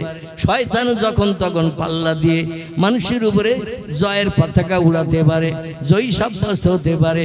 একটা জায়গায় শয়তান মানুষের সঙ্গে পাল্লা দিয়ে জয়ী হতে পারে না, জেনেরাও একটা জায়গায় পাল্লা দিয়ে জয়ী হতে পারে না, মানুষের কাছে পরাজয় বরণ করতে হয়। সেই জায়গাটির নাম হলো আমল। কি নাম? আরে আমল করতে গেলে রাত জাগতে হবে। রাত জাগা ছাড়া আল্লাহর প্রেমিক বান্দা কোনো ব্যক্তি পৃথিবীতে বনতে পারেনি। দাদা হুজুর পীর কেবলা আবু বকর সিদ্দিক আল কুরাইশি আল্লাহকে আপন বানানোর জন্য একটানা 22 বছর কাল বিবি বাচ্চা আপন জনকে ঘরে রেখে ধনপতার ঝোপের ভিতরে যে সারা রাত ঘুমকে হারাম করে আল্লাহ আল্লাহ নামের জপ জিকির করে মাবুদকে আপন বানিয়েছিলেন। জোরে বলুন একটু সুবহানাল্লাহ। ইতিহাস আলগা করে দেখা যায় আল্লাহর পয়গম্বর মুহাম্মদ রাসূলুল্লাহ আল্লাহকে আপন বানানোর জন্য নিজের বসত বাড়ি মক্কা মুকাররমার কাবা শরীফের পূর্ব দিকে এখনো গেলে নবীজির জন্মঘরটা দেখতে পাওয়া যায়, যে ঘরটি দুতলা বিল্ডিং বানিয়ে রেখেছে সৌদি সরকার। এই ঘরের উপর একটা বড় সাইনবোর্ড লাগিয়ে রেখেছে, মাকাতিবুর রাসূল সাল্লাল্লাহু আলাইহি সাল্লাম বিশ্ব নবীর নামে একটা লাইব্রেরি ঘরের সাইনবোর্ড লাগানো রয়েছে। এই ঘর থেকে পয়গম্বর মুহাম্মদ রাসূলুল্লাহ কিছু কম বেশি পাহাড়ি এলাকা দেশ, গায়ে গায়ে পাহাড়, গায়ে গায়ে পাহাড়। এখনো গেলে এখান থেকে 1500 বছর আগে যে নমুনা ছিল এখনো গেলে সেই নমুনা দেখতে পাওয়া যায়। নিজের জন্মঘর থেকে পয়গম্বর 6.5 কিলোমিটার মতো রাস্তা পাহাড় পাড়ি দিয়ে একটা জায়গায় যে পৌঁছলেন। সেইখানে যে একটা পাহাড়ের মাথায় 3500 ফুট উপরে উঠে, সেখানে ঝোপঝাড় জঙ্গল মক্কা নগরীতে খুব বেশি নাই, তাই তিনি পাহাড়ের মাথা 3500 ফুট উপরে উঠে একটা গুহার ভিতরে ঢুকে যে আল্লাহর আপন বানানোর জন্য রাতের ঘুমকে হারাম করে দিনের সব চিন্তা ভাবনা দূর করে আল্লাহ আল্লাহ সুবহানাল্লাহ সুবহানাল্লাহ লা ইলাহা ইল্লাল্লাহর জপ একটানা করেছিলেন 15 বছর। ক বছর? নবীর মতো মানুষকে আল্লাহকে আপন বানাতে যে যদি সময় লাগে 15 বছর, আমাদের সময় একটু আল্লাহকে আপন বানাতে কম লাগবে তো নাকি? লাগবে না? যারে না বানালে আল্লাহ কিছুই বানাতেন না। লাউলা কালামা খলাকতুল আফলাক, হাদিসে কুদসির ভিতরে এসেছে আল্লাহ পাক জানিয়ে দিলেন, হাবিব গো আমি সৃষ্টির পূর্বে যদি আপনারে প্রথম না বানাতাম তাহলে কোন সৃষ্টি আমি বানাতাম না। জান্নাত বানাতাম না, জাহান্নাম বানাতাম না, জান্নাতের ভিতরে পরিষেবার জন্য হুর গেলেমান বানাতাম না, ওয়াহাবিল আসমান বানাতাম না, জমিন বানাতাম না, পাহাড় পর্বত বানাতাম না, সাগর সলিল বানাতাম না, কোনো সৃষ্টিজীব বানাতাম না। যা কিছু বানিয়েছি আপনার ওসিলা করে, জোরে বলুন সুবহানাল্লাহ। আল্লাহ পাক যারে সব থেকে বেশি ভালোবাসেন, সব থেকে যে বেশি মহব্বত করেন, সে আল্লাহকে আপন বানাতে যে পয়গম্বরকে নিজের ঘর বাড়ি ছেড়ে দিয়ে 6.5 কিলোমিটার দূর পাহাড় আর পাহাড় চতুর্দিকে যে পাহাড়টার গুহার ভিতরে মাথায় উঠে একটানা 15 বছর রাতের বেলা ঘুমকে হারাম করে আল্লাহ আল্লাহ নামের জপ জিকির করেছিলেন। এই পাহাড়টির নাম হলো গারে হেরা জাবালে নূর। কি নাম? গারে হেরা জাবালে নূর। এই পাহাড়ের মাথায় 15 বছর নিজের আয়েশ আরাম পরিত্যাগ করে রাতের ঘুম হারাম করে মাহবুদের নামের জপ জিকিরের পরে আল্লাহ রমজান মাসের 27 তারিখ মতান্তরে 17 তারিখ বর্ণনাকারীরা তাফসীরের ভিতরে 2 রকম তথ্য দিয়েছেন। কেউ বলেছেন 27 রমজান রাতে আল্লাহ পাক রব্বুল আলামিন জিবরিল আমিনকে দিয়ে প্রথম পাঠিয়ে দিয়ে নবীজিকে আশ্বাস দিয়েছিলেন আপনি আল্লাহর আপন হয়ে গেছেন। জোরে বলুন একটু সুবহানাল্লাহ। আবার কোন বর্ণনাকারী বলেছেন এই যেদিন জিবরিল আমিন এসে প্রথম নবীকে সান্ত্বনা দিলেন তুমি আল্লাহর আপন হয়ে গেছো, সেই দিনটি ছিল পবিত্র রমজান মাসের 17 তারিখের দিনগত রাত। আমার ভাইরা, আর আল্লাহ ডেকে বললেন ওয়ানজির আশিরাতাকাল আকরাবিন, ও হাবিব এই পাহাড়ের গুহায় 3500 ফুট পাহাড়ের মাথায় আর তোমার থাকতে হবে না, তুমি আমার আপন, আমি তোমার আপন। 15 বছর ধরে পরীক্ষা নিলাম, তুমি এই পাহাড় ছেড়ে দিয়ে আমার প্রেম মহব্বত ভালোবাসা পরিত্যাগ করে ঘরে ফিরে যাও কিনা। সদ্যজাতা বিবাহিত স্ত্রী খাদিজাতুল কুবরারে নিয়ে আনন্দ ফুর্তিতে কাল কাটাও কিনা। কিন্তু আমি আল্লাহ দেখলাম স্ত্রীকে ঘরে রেখেছে জীবনের প্রথম স্ত্রী, জীবনের প্রথম সঙ্গী, বিশ্ব সুন্দরী খাদিজারে ঘরে রেখে তুমি চলে এসেছো আমার প্রেম মহব্বত ভালোবাসা রক্ষার্থে, আমারে আপন বানাতে। ও হাবিব, জীবন যৌবনকে লাথি মেরে দি, দুনিয়ার সুন্দরী নারীর মুখ দর্শন পরিত্যাগ করে দি, আমি আল্লাহ আমার প্রেমে আসক্ত হয়েছো।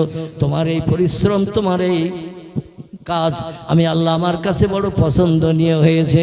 এই জন্য আমি জিবরিল আমিন মারফত তোমাকে আশ্বাস বাণী দিলাম, পাহাড় থেকে নামো, ওয়ানজির আশিরাতাকাল আকরাবিন, তোমার পাড়া প্রতিবাসীর কাছে যাও, যে তুমি তাদের কাছে আমি যে আল্লাহ আমার নামের জপ জিকির করে 15 বছর পরে সিদ্ধি সাধনা করেছো, এই মাহবুদের নামের কথাটা মক্কার মানুষের কাছে দিয়ে বলো, আমার তরফ থেকে কলেমার দাওয়াতটা দাও, লা ইলাহা ইল্লাল্লাহু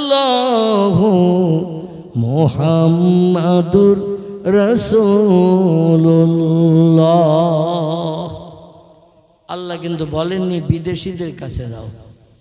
প্রথমে নবীজিকে বললেন হেরা পাহাড় থেকে নামতে, নেমে নবীজিকে বললেন তুই তোমার পাড়া প্রতিবাসীর কাছে যাও, যে আমার কথাটা তাদের কাছে বলো, এক আল্লাহ ছাড়া কোনো প্রভু নাই, আর আমি মোহাম্মদ সে আল্লাহর প্রেরিত রসুল নবী। জোরে বলুন একটু সুবহানাল্লাহ। আল্লাহ পাক যদি নবীকে বলতেন সিরিয়ায় যাও, কুফায় যাও, বসরায় যাও, ইয়ামানে যাও, জর্ডনে যাও, পারস্যে যাও, তুরস্কে যাও, কলেমার দাওয়াত দাও, তাহলে এই যুগের বর্তমানে কিছু মানুষেরা যারা ঘর বাড়ি ছেড়ে পোট্টাপুট্টি নিয়ে বিভিন্ন রাজ্যে বিভিন্ন দেশে দিয়ে কলেমার দাওয়াত দিতে যায়, ওটা একটু মানানসই হইতো। বুঝতে পেরেছেন? ওটা একটু মানানসই হতো। কিন্তু আল্লাহ নবীকে প্রথম বলছেন তোমার পাড়ার মানুষ, বাড়ির পাশের মানুষের কাছে কলেমার দাওয়াত দাও। অনেক মানুষ যায় পোট্টাপুট্টি নিয়ে, কিছু মনে নেবেন না, বেয়াদবি নেবেন না, নিজের বিবিকে, যুবতী মেয়েকে ঘরে রেখে চলে যাচ্ছি কলেমার দাওয়াত দিতে, ইসলামের প্রচার প্রসার করতে। 1 মাস 1.5 মাস পরে 1 চিল্লা 2 চিল্লা 3 চিল্লা দিয়ে বাড়ি এসে থাকে মেয়ে আউট অফ মার্কেট। মেয়ে আর বাড়ি নাই, বাপ গার্জেন বাড়ি ছাড়া হয়ে গেছে, মা অন্দর মহলে রান্না বান্নার কাজ করে, মেয়ে সুযোগ বুঝে আউট অফ মার্কেট হয়ে গেছে। আমি বহু দূরের কথা বলবো না, যদি প্রমাণ নিতে চান আমি যেখানে 41 বছর ইমামতি করছি, গ্রামটির নাম কম বেশি জানেন, খিদিরপুর। কি নাম বললাম? অন্য কোনো গ্রামের নাম বলতে যাব না, আমার নিজের ইমামতির গ্রাম, একেবারে মসজিদের পাশেই পূর্ব দিকে বাড়ি। এতটুকু পর্যন্ত বলে দিলাম। নামটা আমার মনের ভিতরে আসছে শুধু বলতে, কিন্তু নামটাও আর বলবো না। লোকটি বর্তমানে মৃত্যুবরণ করেছে, কবরস্থ হয়ে গেছেন। তারই যুবতী মেয়ে এক বিধর্মী হিন্দু ছেলের সঙ্গে বেরিয়ে চলে গেল বাবা দিকে মানুষকে মানুষ বানানোর জন্য, দিনের দাওয়াত দিতে, কলেমার দাওয়াত দিতে চলে গেল।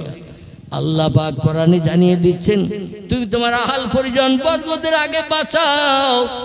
ইয়া আইয়ুহাল্লাযীনা আমানু কু আনফুসাকুম ওয়া আহলিকুম নার।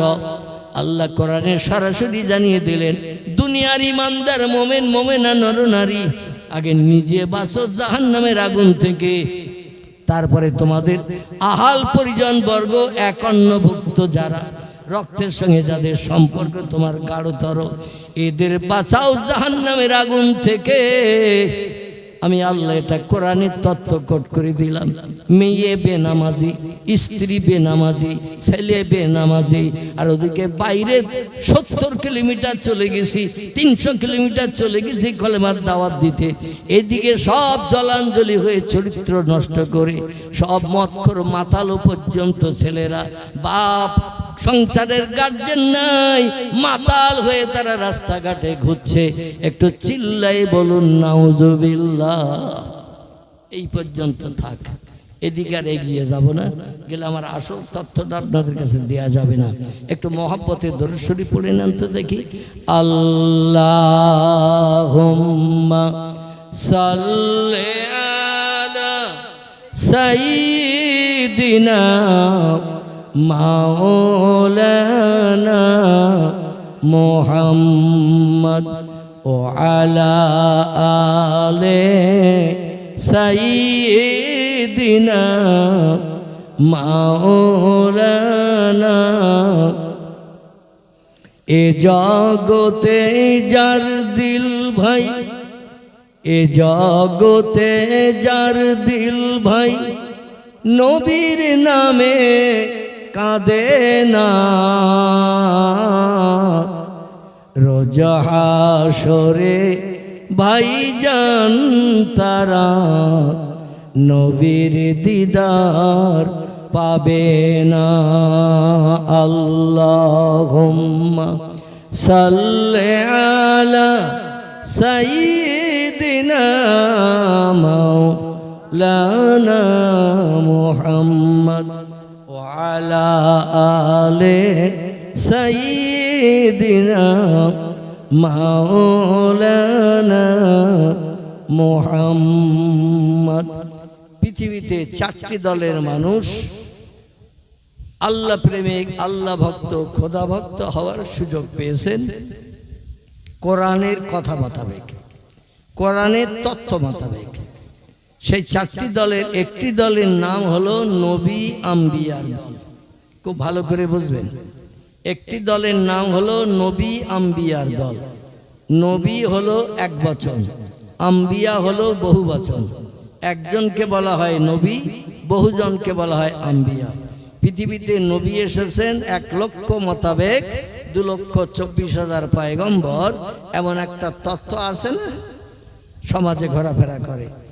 আমার ভাইরা, তাফসীরে ফি জিলাল কোরআনের ভিতরে আল্লামা কুতুব রহমাতুল্লাহ আলাইহি লিখছেন 1 লক্ষ মোতাবেক 2,24,000 পয়গম্বরের পার্থক্যটা অনেক বেশি। এই জন্য 1 লক্ষ মোতাবেক 2,24,000 পয়গম্বর না বলে অগণিত পয়গম্বর বললে তত্ত্বের ভিতরে আর কোনো সন্দেহ থাকবে না। অগণিত, এটা তাফসীরে ফি জিলাল কোরআন আল্লামা কুতুব রহমাতুল্লাহ আলাইহি লিখেছেন। যাই হোক, সমস্ত পয়গম্বরদের বলা হয় আম্বিয়ায়ে কেরাম, একজন পয়গম্বরকে বলা হয় নবী। আল্লাহ 2 নম্বরে আর একটা দলের নাম বলেছেন অসিদ্দিকিন। পৃথিবীতে সত্যবাদী যারা সাজে, মিথ্যার আশ্রয় নেয় না, জীবন নিয়ে টানাটানি হলো মিথ্যার ধারে পাশে যায় না, কথা বলে সবসময় সত্য কথা। আল্লাহ বলছেন তাদের ইবাদত বন্দি আমার কাছে একেবারে দুধে ধোয়া মতো গ্রহণীয় হয়। কারণ নবী বলছেন আল কাযবু মুজ্জুনুব, মিথ্যা কথা যারা বলে এরা পাপের বংশ বৃদ্ধি করে। তিরমিজি শরীফের হাদিস, কোন ব্যক্তি একটা বার যদি মিথ্যা কথা বলে আল্লাহ একটানা 40 দিন তার কোন ইবাদত বন্দেগী কবুল করেন না।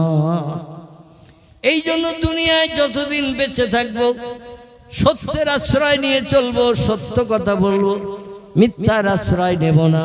জোরে বলুন একটু আমিন। 3 নম্বর আল্লাহ বলছেন শাহাদা।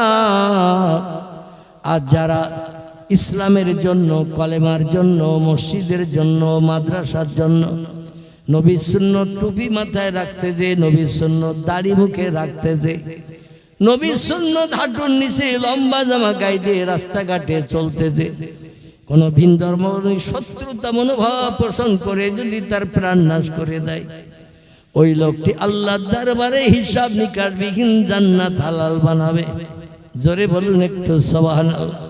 আল্লাহর কাছে ওই লোকটি প্রিয় পবিত্র বান্দী হিসেবে বিবেচিত হবে। 4 নম্বরে আল্লাহ পাক কোরআনে বলছেন অসলেহীন, সব সময় যে লোকটির কাজ হবে ভালো কাজ করা, আমলে সালেহা, নেক কাজ করা, ভালো কাজ করা, সত্য কাজ করা, ইসলাম শরীয়তের পূর্ণ পায়বন্দি হয়ে চলা।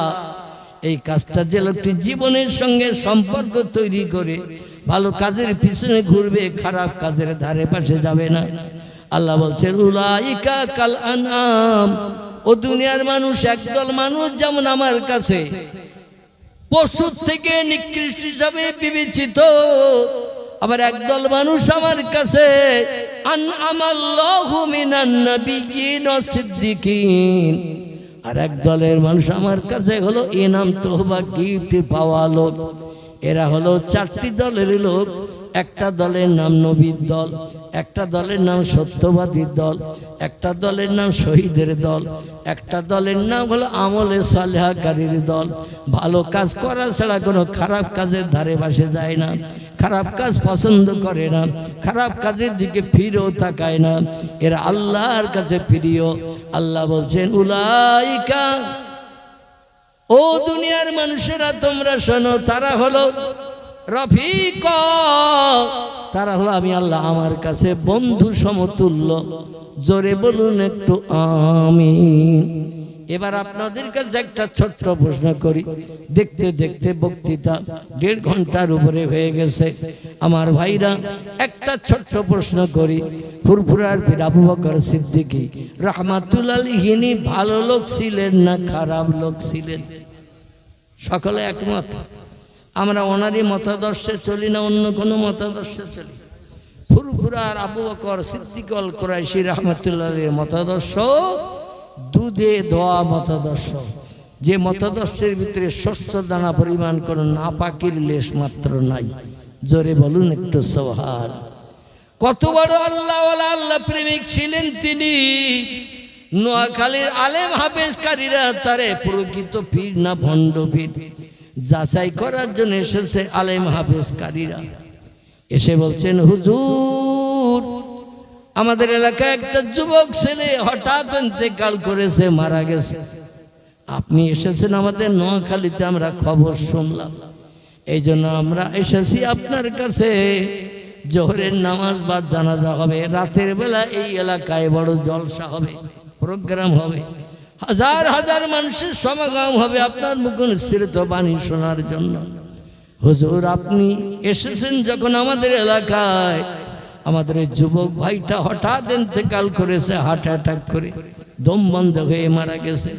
হুজুর, আমরা গোসল করিয়ে কাপন পরিয়ে খাটিয়ায় তুলে রেখে দিয়েছি, শুধু আপনাকে একটু এসেছি ডাকতে। আপনি একজন ওলি মানুষ, আল্লাহওয়ালা মানুষ, আমাদের যুবক ভাইয়ের জানাজাটা একটু পড়িয়ে দিয়ে আসেন।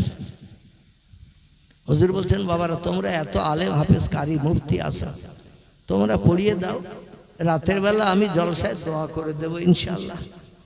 আলেম হাফেজ কারিরা বলল হুজুর, তিরমিজি শরীফের হাদিসে নবী জানিয়েছেন, কোন হাক্কানি আলেম আল্লাহওয়ালা আল্লাহ প্রেমিক খোদা ভক্ত মানুষ যদি কবরস্থানের ধার দিয়ে রাস্তা দিয়ে যায়, আল্লাহ পাক ওলি ব্যক্তির যাওয়ার কারণে কবরের আযাব বন্ধ করে দেয়। আপনি একজন ওলি মানুষ, আল্লাহওয়ালা মানুষ, সারা বাংলাদেশে কম বেশি আপনার সুনাম সুজার সুখ্যাতি আছে। আর আপনি আমাদের এলাকায় থাকতে আমরা জানাজা পড়াবো, ওটা আমরা পছন্দ করি না হুজুর। এই জন্য আপনাকে একটু অনুরোধ করছি, আপনি যে জানাজাটা পড়িয়ে দিয়ে আসেন। পিসা বলছেন বাবা, এই ভর দুপুরে আমি বুড়ো মানুষ, তোমাদের যুবক ভাইয়ের জানাজা পড়াতে যাব, আমি তো অনুমতি দিচ্ছি বাবা, তোমরা পড়িয়ে দাও। রাতের বেলা জলসা হওয়ার শেষে দোয়া করবো যখন, তখন তোমার যুবক ভাইয়ের জন্য একটু দোয়া করো, আল্লাহ তার জীবনের অপরাধ ক্ষমা করে দিয়ে কিয়ামত পর্যন্ত তার কবরকে যেন জান্নাতের বাগান বানিয়ে দেয়। আলেমেরা বলল হুজুর, বেয়াদবি নেবেন না, আপনি হাজির থাকতে আমরা জানাজা পড়াবো ওটা পছন্দ করি না, আপনাকে যেতেই হবে হুজুর। পীর সাহেব একটু বাহ্যিক চোখ দুটো বন্ধ করে মাথা নিচু করেছেন। অনেক আলেম ওলামা আমি যেটা বলি সেটা শোনে, এরা নাসড় আমার না নিজে কেন ছাড়বে না, বিষয়টা আমার একটু অবগত হতে হবে। আমরা বাহ্যিক যেটা বুঝি, আভ্যন্তরীণ সে বিষয়টা অন্যরকম হয় না, হয় না। আমার ভাইরা মাথা নিচু করে বাহ্যিক চোখ দুটো বন্ধ করে পীর আবু বকর সিদ্দিক আল কুরাইশী নিজের অন্তরের চোখ চালিয়ে দিয়েছেন সেই খাটিয়ায়। জোরে বলুন সুবহানাল্লাহ।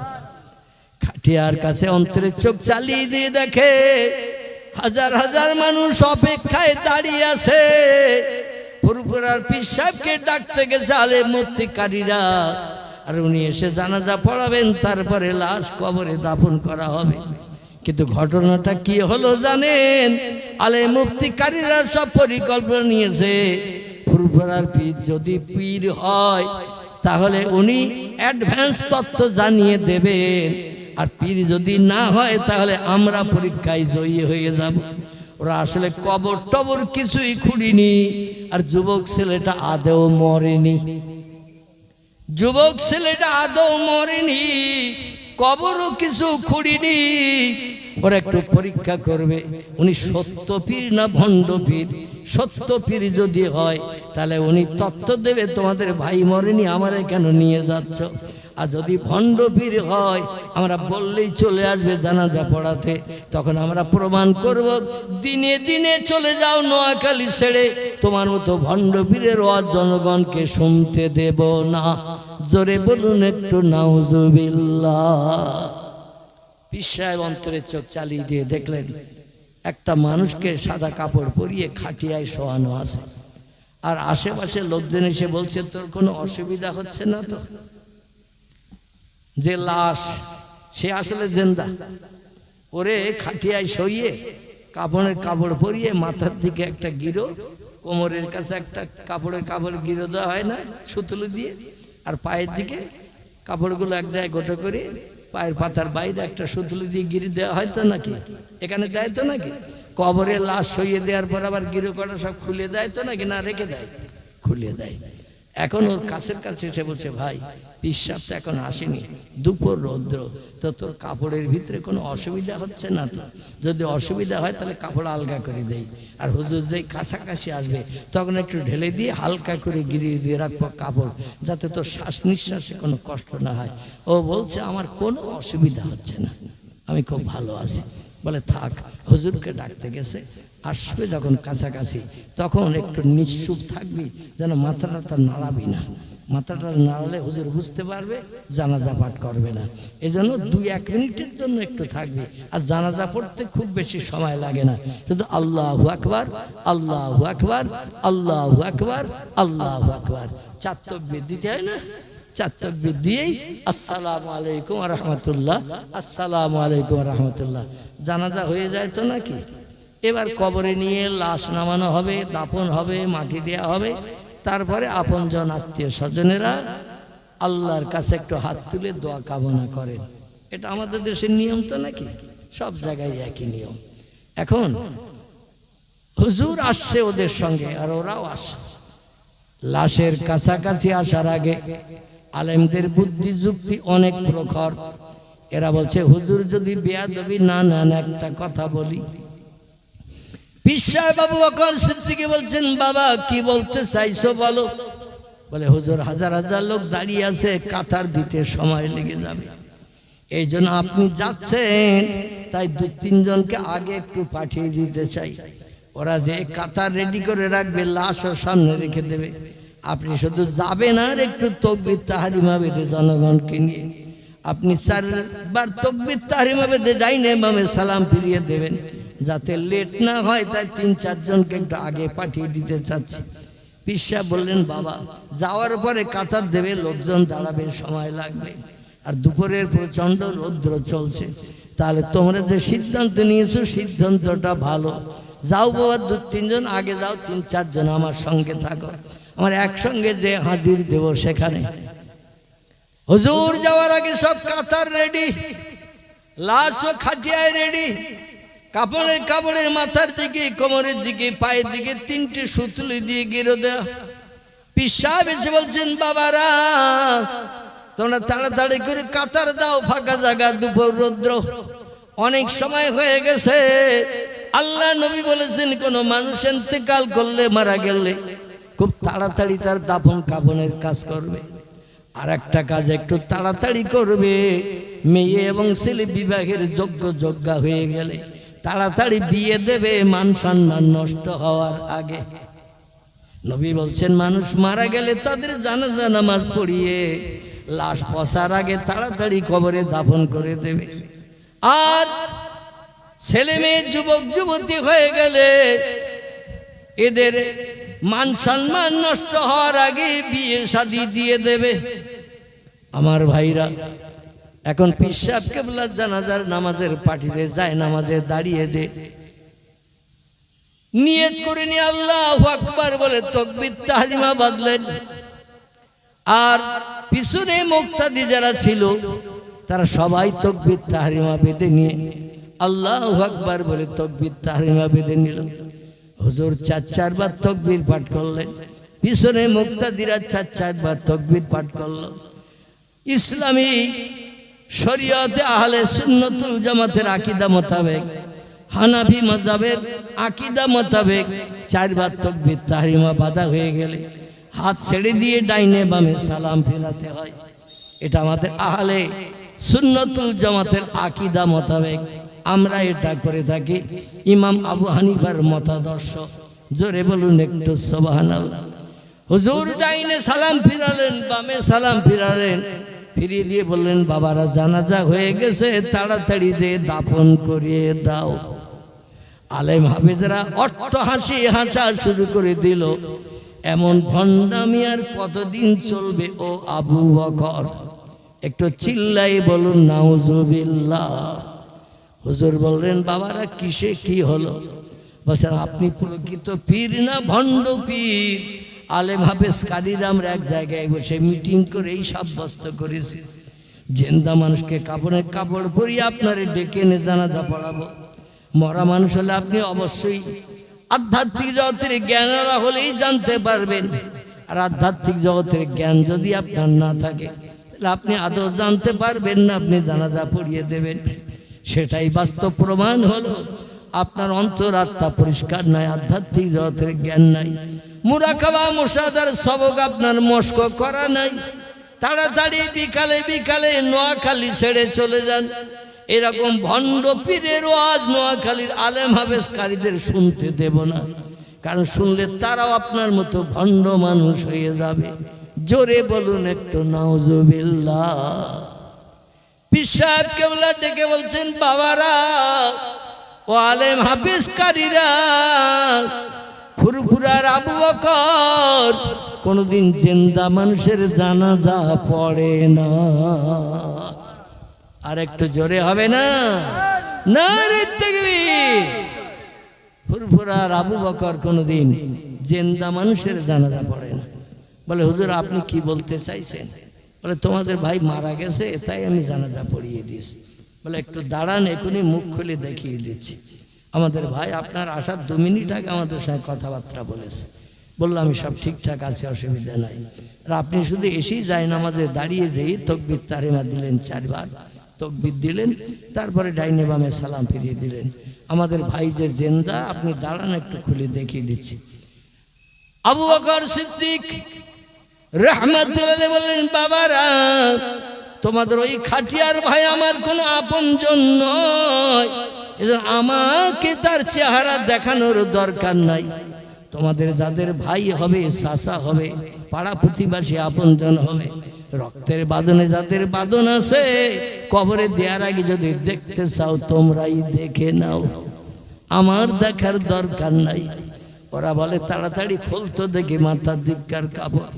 মাথার দিককার কাপড় খুলে চেহারার দিকে তাকিয়ে দেখে ইন্না লিল্লাহি ওয়া ইন্না ইলাইহি রাজিউন। জোরে বলুন আল্লাহু আকবার। কোন মানুষ জিন্দা থাকতে দোয়া পড়ে কেউ? মারা গেলে পড়ে কি না? মরা মানুষের খবর শুনলে এই দোয়াটা পড়তে হয়। আমার ভাইরা সবাই আশ্চর্যান্বিত হয়ে গেল, বলে ভাই ওঠ, ও চাচা ওঠ, তাড়াতাড়ি উঠে পড়। আমরা পীর সাহেবের পরীক্ষা নিরীক্ষা করে নিয়েছি, কিন্তু কারো ডাকে আর ভাই সাড়া দেয় না। শুধু পীর সাহেব একটু দোয়া করেছিলেন, আল্লাহ তোমার বান্দা আবু বকরকে কোনোদিন তুমি অপমান করো নাই। ওরা জোর করে আমার দিয়ে ওর জিন্দা ভাই জানাজা পড়াতে নিয়ে যাচ্ছে। আবু বকর যদি ইবাদত বন্দেগী করে রাত জেগে ঘুম হারাম করি, বিবি বাচ্চার মায়া ছেড়ে তোমারে যদি খুশি করে থাকে, তোমার বান্দা আবু বকরকে তুমি একটু খুশি করি আল্লাহ। আবু বকরের মুখে জানো আল্লাহ কোনো ব্যক্তি দুঃখ ভরা চেহারা দেখতে না পায়। আল্লাহ পাক রব্বুল আলামিনের নবী বলছেন, মান কানা লিল্লাহ, যে লোকটি আল্লাহর আপন হয়ে যায়, কান আল্লাহু লাহু, আল্লাহ তার আপন হয়ে যায়। শুধু একটু জানাজায় দাঁড়িয়েছেন, তাকবীর তাহরিমা দিয়েছেন 4 বার, আল্লাহু আকবার করে 4 বার তাকবীর পাঠ করেছেন। এরই ভিতরে আল্লাহ পাক আজরাইলকে পাঠিয়ে দিয়ে শুধু একটু চাবি মোড়া দিয়ে কাজটা করিয়ে দিয়েছেন। আজরাইল যখন কোথাও আসে কজন দেখতে পায়? আজরাইল, আরে যে মরে সে তো দেখতে পায়, যে মরে সে দেখতে পায়। তিরমিজি শরীফের হাদিস, নবী বলছেন মানুষটা যদি আল্লাহ আল্লাহ প্রেমিক হয়, আজরাইলকে বন্ধুর মতো চেহারায় দেখতে পায়। আর যে মানুষ খোদাদ্রোহী হয়, বেঈমান হয়, আজরাইল ভয়ঙ্কর চেহারা নিয়ে তার সামনে এসে দাঁড়ায়, বিকট খারাপ ভয়ঙ্কর চেহারা নিয়ে এসে দাঁড়ায়। আল্লাহ পাক আমাদের সকলের মরণ তো একদিন করবে নাকি? এই জন্য আমাদের সামনে যেন আজরাইল আমাদের মনের মানুষ বন্ধুর মতো চেহারা নিয়ে আমাদের দেহ থেকে প্রাণটা বার করে নেন। সকলে বলুন আমিন। লোকজন ডেকে বলল, হুজুর আমরা ভুল করেছি, বেয়াদবি করেছি, আপনি আমাদের ভাইকে আবার একটু আল্লাহর কাছে দোয়া করে যাতে আমাদের ভাইটা জিন্দা হয়, বাপ হারা এতিম না হয়, মা হারা সন্তান না হয়, একটু দোয়া করে দেন। পীর সাহেব বললেন, বাবা আমি তো ঈসা নবী নই। কি বলেছিলেন? বলছে, বাবা আমি তো ঈসা নবী নই। ঈসা নবী কবরস্থানে ধার দিয়ে যেত, লাঠির ঘা মারত, আর 400, 600, 1000, 4000 বছর আগে কবরস্থ ব্যক্তি কবর থেকে জিন্দা ঠেলে উঠত। জোরে বলুন সুবহানাল্লাহ। ঈসা নবী দুনিয়া থেকে চলে গেছে, তার মুজিজা ওই লাঠি, যে লাঠি কবরে বাড়ি মারত, সেই লাঠি বাড়ি মারার সঙ্গে সঙ্গে মরা মানুষ জিন্দা হতো। সে লাঠি ঈসা কবরে নিয়ে চলে গেছে। আল্লাহ সেই মুজিজা, সেই কারামাত আমাকে দেন নাই। অতএব কিয়ামত পর্যন্ত তোমাদের নোয়াখালীতে এই দৃশ্যটা চালু থাকবে, যাতে কোন আল্লাহওয়ালা ব্যক্তির সঙ্গে কোন আলেম হাফেজ কারি বেয়াদবি বদমাইশি না করে। জোরে বলুন সুবহানাল্লাহ। আমি তোমাদের ভাইকার ফেরত দিতে পারবো না, এটা আল্লাহ করেছে। আল্লাহু আ'লামু বিমুরাদিহি, আল্লাহ সব থেকে বেশি জানেন, বেশি বোঝেন। জোরে বলুন একটু সুবহানাল্লাহ। আমার ভাইরা, এজন্য আমি আপনাদের কাছে বলতে চাচ্ছি, দুনিয়ায় আল্লাহ যতদিন আমাদের হায়াতে বাঁচিয়ে রাখবেন, একটু আল্লাহওয়ালা মানুষদের জীবন আদর্শ আমাদের একটু ফলো করে চলতে হবে। আমলে সালেহাকারী ব্যক্তিদের আদর্শের দিকে লক্ষ্য করে ফলো করে চলতে হবে। তাই বলে মদ খাওয়া যদি না ছাড়ি, আমলে সালেহাকারী ব্যক্তিদের আদর্শ মেনে চললে কাজ হবে। সুদের ব্যবসা যদি না ছাড়ি, ভালো আল্লাহওয়ালা মানুষের জীবন আদর্শ মেনে চলি, কাজ হবে। মুয়াজ্জিন মসজিদে আজান দিচ্ছে, কিন্তু আমি এখনো গাঁজা খাওয়া ছাড়তে পারিনি, তারই আফিন হিরোইন খাওয়া ছাড়তে পারিনি, তাহলে আমার এই ইবাদতে কাজ হবে? কিছুই কাজ হবে না। এর জন্য দুনিয়ার খারাপ আমলগুলো পরিত্যাগ করতে হবে, ভালো আমলগুলো বাস্তব জীবনে রূপদান করে চলতে হবে। তাহলে আগামীতে আমাদের ঠিকানা হবে জান্নাত, যেখানে কোটি কোটি কোটি কোটি বছর 70টা 18 বছরের যুবতী হুরগেলেমান নিয়ে আমরা জান্নাতের ভিতরে সংসার যাপন করতে পারবো। জোরে বলুন একটু সুবহানাল্লাহ। ওমা আলাইনা ইল্লাল বালাগ। আসুন এবার আগামী বছরের জন্য এই জলসা যাতে দীর্ঘদিন চালু থাকে। আপনজন কবরে যারা বিপদে মুসিবতে আছে, তাদের জন্য প্রতি বছর এই দোয়া সবরেসানের মজলিস কায়েম হয়। এজন্য আমি আপনাদের কাছে 2-5 মিনিট 10 মিনিটের জন্য একটু হাত পাতবো, তারপরে দোয়ার দিকে চলে যাব। দেখতে দেখতে 12:30 বেজে গেছে, 10:30 থেকে 12:30, 2 ঘন্টা হয়েই গেছে। কালেকশন করতে কিছু সময় লাগবে, দোয়া সবরেসানি করতেও সময় লাগবে। বলুন আপনাদের ভিতর থেকে প্রথম 1000-এর দাবি করব? 1000 টাকা প্রথম কে দেবেন? মৃত পিতা মাতা দাদা দাদি আপনজন আত্মীয় স্বজনের জন্য কে 1000 টাকার প্রতিশ্রুতি কিংবা নগদ আপনারা দিতে পারবেন? একটু নাম বলেন। খাস করে পবিত্র জিলকদ মাসের শুভলগ্ন পবিত্র জুমার রাত হাতছানি দিয়ে আমাদের দিকে এগিয়ে আসে। আমি খাস করে দোয়া করব, রাত্র দ্বীপ্রহরের পরটাই হলো তাহাজ্জুদের সময়। আর এই তাহাজ্জুদের সময় আল্লাহ পাক বান্দাদের দোয়া দাবি ফিরিয়ে দেন না।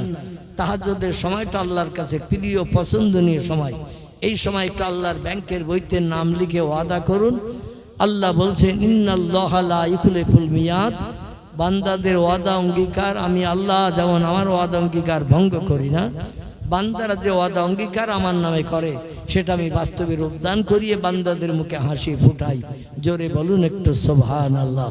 এজন্য বলুন 1000 টাকা কে দেবে? 1000, 1 বছর সময়। আগামী বছর জলসার 5 দিন আগে 4 দিন আগে আপনি আপনার প্রতিশ্রুতি পূর্ণ করবেন। আল্লাহ কোরআনে বলছেন মান জাআবিল হাসানাতে ফালাহু আশরু আমসালেহা, আমার ব্যাংকের বইতে যে লোক 1 টাকা জমা করে আমি আল্লাহ পাক খুশি সন্তুষ্ট হয়েছে 10 টাকার লাভ তার হাতে হাতে দেখাই। যে বান্দা চাওয়ার আগে ভালো কাজে নাম লেখায় আল্লাহ পাক বলছেন 10 থেকে 70, 70 থেকে 700 গুণের যাজা শ্রীবৃদ্ধি করিয়ে আমি ফকিরকে আমির বানাই, গরিবকে ধনী করাই। আল্লাহ বলছেন আল্লাহু গানিউন অন্তুমুল ফুকারা। ও বান্দারা তোমরা কি জানো আমি আল্লাহ তোমাদের মতো না, তোমাদের থেকে উচ্চ র্যাঙ্কের। আল্লাহ বলছেন আমি হলাম ধনী আর তোমরা যত কোটি টাকার মালিক আছো আমার কাছে তোমরা হলে সব ফকির। আমরা কি ফকির? ফকির। যত কোটি টাকার মালিক আছো তোমরা আমার কাছে তোমরা হলে ফকির, আমি আল্লাহ হলাম ধনী। আল্লাহর অর্থের কোনোদিন শেষ হবে? আল্লাহর অর্থের শেষ হবে? একটু জোরে উচ্চ রবে আওয়াজ তোলেন, শয়তান যেন বাঁশবাগান ভেঙে অন্তত বহু দূর পেয়ারা বাগানের দিকে চলে যায়। আছে না পাশের দিক পেয়ারা বাগান? নাম আছে না? অন্তত শয়তান যেন ওদিকে চলে যায়। শয়তান এখানে কাছাকাছি থাকলে কুমন্ত্রণা দেবে, ধোকা দেবে। খবরদার পকেটে হাত দিবি না। হুজুরের কথা শুনে মৃত পিতামাতার জন্য ব্যাংকের বইতে নাম লিখবি না। শয়তানের কাজ ভালো কাজ বাধা দেওয়া। এই জন্য শয়তান যাতে দূর হয়ে যায়, আমাদের সকলের মনটা নরম হয়, এই জন্য একটু জোরে আওয়াজ তোলেন নারায়ে তাকবীর, নারায়ে তাকবীর। আমার হাফিজুল ইসলাম ভাই বলুন জিন্দাবাদ। হাফিজুল ইসলাম ভাই বলুন জিন্দাবাদ। 1000 টাকা বলুন মারহাবা। জোরে বলুন, দোয়ার মাধ্যম দিয়ে নসিব করেন। একটু জোরে বলুন আল্লাহুম্মা আমিন। যারা আশেপাশে দোকানে আছেন, ইতিবিক্ষিপ্ত আত্মীয়দের নিয়ে গল্প গুজবে মত্ত আছেন, যদি শুয়ে পড়ে থাকেন তাহলে আমি আর ডাকবো না।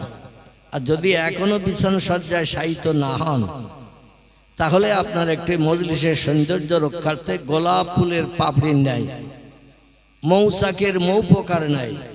এই মজলিসের ফাঁকা জায়গাগুলো একটু মৌচাকে মৌপোকা থাকে দেখেছেন তো চাকে? আর ওরা হালকা পাতলা আমাদের মতো থাকে না, গায়ে গায়ে বসে থাকে। মৌপোকা গায়ে গায়ে বসে থাকে। আমি অনুরোধ রাখছি এই কোদালিয়া বাঁশতলা পাড়া আপামর জনসকল আমরা মৃত পিতামাতার জন্য একটু দোয়া করব। আর আল্লাহ নবী বলছেন মৃত পিতামাতারা সন্তানদের দোয়া প্রাপ্ত হলে আল্লাহ যদি রহমত করুণা দয়া বর্ষণ করেন, তারা কবরে শুধু স্বস্তিতে থাকে না, জিন্দা মানুষের জন্য কবর থেকে রুহানি দোয়া করেন। আর পয়গম্বর হাদিস শরীফে জানাচ্ছেন মৃত ব্যক্তিদের রুহানি দোয়া জিন্দা মানুষের জন্য বিদ্যুতের মতো কবুল হয়। জোরে বলুন একটু সুবহান। আসুন আমরা দিন শরীয়তের সীমিত কিছু আলোচনা আলোকপাত করি। কর্তৃপক্ষদের তরফ থেকে 2-3 রকম তথ্য দেয়া হয়েছে। কেউ বললেন একটু গাজা ফিলিস্তিন সম্পর্কে আলোচনা করবেন, কেউ বললেন ইরান সম্পর্কে একটু আলোচনা করবেন, আবার সম্ভবত আপনাদের মুয়াজ্জিন সাহেব হবে, উনি বললেন একটু পর্দা সম্পর্কে আলোচনা করবেন। মানে আমাকে যখন হাত ধরেই বাঁশতলার ভিতর দিয়ে নিয়ে যাচ্ছিল তখন বলছিলেন একটু পর্দা সম্পর্কে আলোচনা করবেন। তাওয়াক্কালতু আলাল্লাহ, আল্লাহর উপরে তাওয়াক্কাল ভরসা রেখে বক্তৃতা শুরু করি। আল্লাহ যে কথাগুলো অধমের জবান দিয়ে প্রকাশ করাবেন সেটা বাইরের মানুষের কর্ণগোচর হবে। আল্লাহ যদি ইচ্ছা না করেন আমি হাজার চেষ্টা করলেও সে কথাগুলো বলতে পারবো না। এই জন্য তাওয়াক্কালতু আলাল্লাহ, আল্লাহর উপরে আমরা বক্তা শ্রোতা সকলে নির্ভর করি, ভরসা করি। জোরে বলুন আমিন। উচ্চ রবে প্রাণ ভরে গলা ছেড়ে একটু মহব্বতে দরুদ শরীফ। আল্লাহুম্মা সাল্লি আলা সাইয়্যিদিনা মাওলানা মুহাম্মদ ওয়া আলা আলি সাইয়্যিদিনা মাওলানা মুহাম্মদ। পয়দা হইয়া দিনের নবী, পয়দা হইয়া নূরের নবী, না দেখিলেন পিতার মুখ। 6 বৎসরের কালে নবী হারাইলেন যে মায়ের বুক। আল্লাহুম্মা সাল্লি আলা সাইয়্যিদিনা মাওলানা ওয়া আলা আলি সাইয়্যিদিনা মাওলানা মুহাম্মদ। আলহামদুলিল্লাহ, আলহামদুলিল্লাহিল্লাযী হাদানা লিহাযা ওয়া মা কুন্না লাউলা আন হাদানাল্লাহ। ওয়া আশহাদু আল্লা ইলাহা ইল্লাল্লাহু ওয়াহদাহু লা শারীকা লাহ। শাহাদাতান মান আমানা বিল্লাহি ওয়া কাফারা বিজিবতি ওয়াত তাগুত। ওয়া আশহাদু আন্না সাইয়্যিদানা ওয়া নাবিয়ানা ওয়া হাবিবানা ওয়া শাফিয়ানা ওয়া সামাদানা ওয়া মাওলানা মুহাম্মাদান সাল্লাল্লাহু আলাইহি ওয়া সাল্লামা আবদুহু ওয়া রাসূলুহু। নবিউল মাকারিমিল আখলাকিল মাওসুফ অবিল কামালিল আওসাফিল মানউত। ফাকাদ ক্বালাল্লাহু তাআলা ফি কালামিহিল মাজিদ ওয়া ফিল ফুরকানিহিল হামিদ। আউযু বিল্লাহি মিনাশ শাইতানির রাজিম।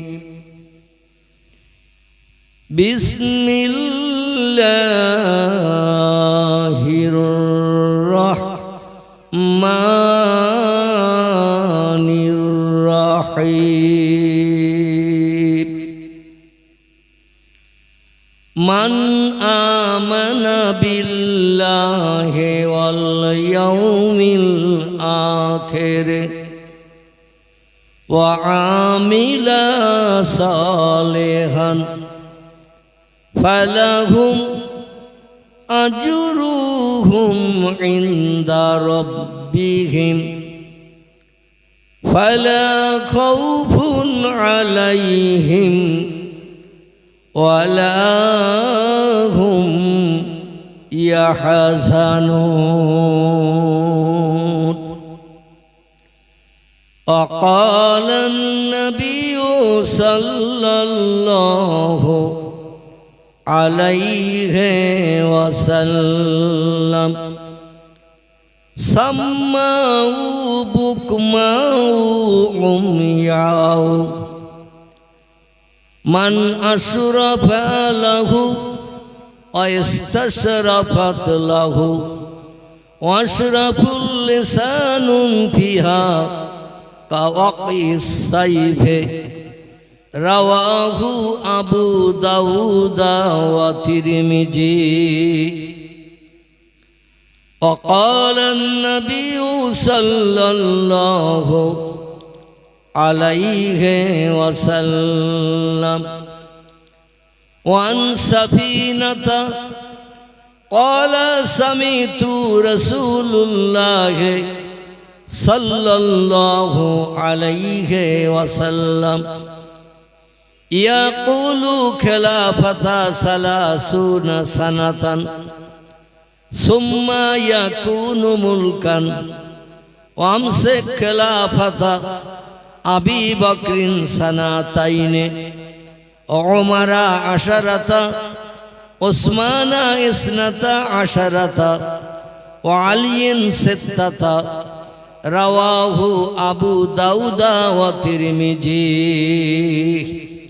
প্রাণ খুলে গলা ছেড়ে উচ্চ রবে আওয়াজ তুলে বলুন আল্লাহু আকবার। যাদের মনে মনে সন্দেহ আছে কোরআনের কথা অধিকাংশ মিথ্যা, যাদের মনে মনে ধ্যান ধারণা আছে মোহাম্মদ রসুল্লাহ মূর্খ মানুষ ছিলেন, জীবনে স্কুলে কোনোদিন যায়নি, স্কুলের অ্যাটেন্ডেন্সের খাতায় তার নাম কোনোদিন কোনো শিক্ষক লেখেনি, শরীয়তের ফতোয়ার কেতাব নাম তার ফতোয়ায় কাজী খান, শরীয়তের ফতোয়ার কেতাব নাম তার ফতোয়ায় মহিত, শরীয়তের ফতোয়ার কেতাব নাম তার ফতোয়ায় জামে সগীর, শরীয়তের ফতোয়ার কেতাব নাম তার ফতোয়ায় শামী, শরীয়তের ফতোয়ার কেতাব নাম তার ফতোয়ায় মারাকিউল ফালাহ। এভাবে অধিকাংশ ফতোয়ার কেতাবের ভিতরে তত্ত্ববিদেরা তত্ত্ব দিয়েছেন কোরআনের কোনো একটা কথা কোনো মুসলমান যদি বিশ্বাস করতে আপত্তি দর্শায়, পৃথিবীর কোনো মুসলমান যদি পয়গম্বর মোহাম্মদ রসুল্লাহ জবানি মোবারক আরবিতে যারে বলা হয় হাদিস শরীফ, ইংরেজিতে যাকে বলা হয় দ্য সেইন্স অফ মোহাম্মদ সাল্লাল্লাহু আলাইহি সাল্লাম, বাংলায় তারে বলা হয় নবীজির বাণী, কথামালা, খাওয়া দাওয়া, ওঠা বসা, চাল চলন, নবীজির টোটাল বাস্তব জীবনীকে হাদিস শরীফ বলা হয়। বিশ্ব নবীর জবানি মোবারক খাওয়া দাওয়া, ওঠা বসা, চাল চলন রাবিরা যারা লিপিবদ্ধ করেছেন পুস্তকের পৃষ্ঠায়, কোনো কেতাবের নাম বুখারী শরীফ, কারবা নাম মুসলিম শরীফ, কারবা নাম তিরমিজি, কারবা নাম আবু দাউদ, কারবা নাম ইবনে মাজা, কারবা নাম নাসাই, কারবা নাম দারমি, কারবা নাম দারকুতনি, কারবা নাম বাইহাকি, কারবা নাম তিবরানি, কারবা নাম মুত্তাই মালিক, কারবা নাম মিশকাতুল মাসাবি, কারবা নাম ইবনে হাব্বান, কারবা নাম আল হাকিম, কারবা নাম আল মুস্তাদরাক, কারবা নাম আত তারগিব, কারবা নাম আল হাসান। এগুলো সব সহি হাদিসের কেতাবের নাম। ভরা আছে পয়গম্বরের জবানি লেখনের মাধ্যম দিয়ে কিছু কম বেশি 3.5 লক্ষের মতো। কতটা? 3.5 লক্ষের মতো নবীর জবানি লেখকেরা হাদিসের কেতাবে লিপিবদ্ধ করে রেখেছেন। আমার ভাইরা, শরীয়তের ফতোয়ার কেতাবে লেখকেরা লিপিবদ্ধ করেছেন। যদি হাদিস শরীফগুলো কোনো একটা হাদিস শরীফ যদি কোনো ব্যক্তি মানতে আপত্তি দর্শায়, মানতে যদি অস্বীকার করে, বাদ দাও তো 1500 বছর আগের মোহাম্মদের কথা বর্তমান প্রযুক্তির যুগে চলবে না, এই যুগে মানা সম্ভব হবে না। তাহলে ফতোয়ার কিতাবে লেখকগণ তত্ত্ব দিয়েছেন ওই লোকটি আর মুসলমান থাকবে না, লোকটি কাফেরে রূপান্তরিত হবে। কি হবে? কথা বলে না, কাফের হবে। আচ্ছা, কাফের যদি কোনো ব্যক্তি হয়ে কবরে কবরস্থ হয়, আপনাদের গ্রামে একজন মা জননী ইন্তেকাল করেছে না, আগামীকাল তার জানাজা হবে। আমি শুনছিলাম তার জামার কাছ থেকে দীর্ঘ 6 বছরের মতো তিনি ক্যান্সার রোগে আক্রান্ত ছিলেন। পয়গম্বর মুহাম্মদ রাসূলুল্লাহ জানিয়ে দিয়েছেন, আশ-শাহাদাউ খামসুন আল মাতউনুন আল মাফতুনুন আল গরকু ওয়া সাহিবু ফিল হাদমে ওয়া শাহাদাউ ফি সাবিলিল্লাহ, রাওয়াহু মুসলিম। ইমাম মুসলিম বিন হাজ্জাজ রাহমাতুল্লাহ আলাইহি ওনার কিতাবে হাদিসটি নকল করেছেন। বিশ্ব মুসলিমেরা পড়ার সুযোগ পাচ্ছে, জোরে বলুন একটু সুবহানাল্লাহ। নবী বললেন কিয়ামতের মাঠে, হাসরের মাঠে 5টা দলের মানুষ হিসাব নিকাশ বিহীন সরাসরি জান্নাতে ঢোকার পারমিশন পাবে। আবার যাদের হিসাব নিকাশ হবে, নবী বলছেন 50 আলফা সানা মিম্মা তাউদ্দুন, যাদের হিসাব নিকাশ করা হবে তাদের সূর্যের রৌদ্রে হাসরের মাঠে দাঁড় করিয়ে রাখা হবে 50,000 বছরের লম্বা দিন। কতদিন? 50,000 বছর। একটা দিনে কত ঘন্টায় দিন হয়? একটা দিন আসলে তত্ত্বটা সঠিক নয়। আমাদের ঘড়ি বলে 12, কিন্তু আপনি শিয়ালদা স্টেশনে যাবেন, হাওড়া স্টেশনে যাবেন, কলকাতা রিজার্ভ ব্যাংকে যাবেন, ওখানে ঘড়ি লাগানো আছে কিন্তু 24 ঘন্টা, হাফ ডে হাফ নাইট, অর্ধেক দিন আর অর্ধেক রাত মিলেই একটা দিন। বুধবার সন্ধ্যা হয়ে গেলে শেষ হয়ে যায় না, বৃহস্পতিবার রাত শেষ হয়ে গেলে শেষ হয়ে যায় না, কারণ রাত আর দিন দুটো মিলে একটা দিন বানানো হয়, একেই বলা হয় 24 ঘন্টার দিন। দেখবেন শিয়ালদা স্টেশনে যখন যাবেন, হাওড়া স্টেশনে যখন যাবেন, কলকাতা রিজার্ভ ব্যাংকে যখন যাবেন, দমদম এয়ারপোর্টে যখন যাবেন, দেখবেন ওখানে ঘড়ির কাঁটা 24 লেখা রয়েছে। আমাদের ঘড়িতে 12টার পরে কটা বাজে? কথা বলে না, একটা। কিন্তু দমদম এয়ারপোর্টে যেয়ে দেখবেন 12র পরে 13, 13র পরে 14, 14র পরে 15, 15র পরে 16, এইভাবে 24 পর্যন্ত সংখ্যা লেখা আছে। 24 ঘন্টায় একটা দিন হয়। এই 24 ঘন্টা একটা দিন হয়। মাস হয় কত দিনে? কথা বলে। আরে ভুল হলে আমি আসি, আর আমার ভুল হলে আপনারা ধরে দেবেন, আমিও সঙ্গে সঙ্গে সংশোধন করে নেব। কারণ নবী বলছেন কুল্লু বনি আদমা খাত্তাউন, প্রত্যেকটা আদম বংশধর ভুলে ভরা গুনাহগার। এমন কোনো মানুষ নাই যার গুনাহ নাই, এমন কোনো মানুষ না তার জীবনে কাজ করতে যে ভুল হয় না। কাজ করলেই ভুল হয়, কথা বললেই ভুল হয়, ঠিক না ভুল? এই জন্য কথা বললেই ভুল হবে, কাজ করলে ভুল হবে। একটা বোবা লোক যে কথা বলতে পারে না, ওর কথার ভুল সারা জীবন চেষ্টা করলেও কি বার করা যাবে? একটা লোক কাজ করতে পারে না, অচল, প্যারালাইজড মার্কা, হাত অচল, পা অচল, ওই বিছানায় পেশাব পায়খানা করে, সেই যে বিছানায় থাকে সেখানে কাত হয়ে শোয়। এইরকম ব্যক্তির কি কোনো কাজের ভুল ধরা যাবে?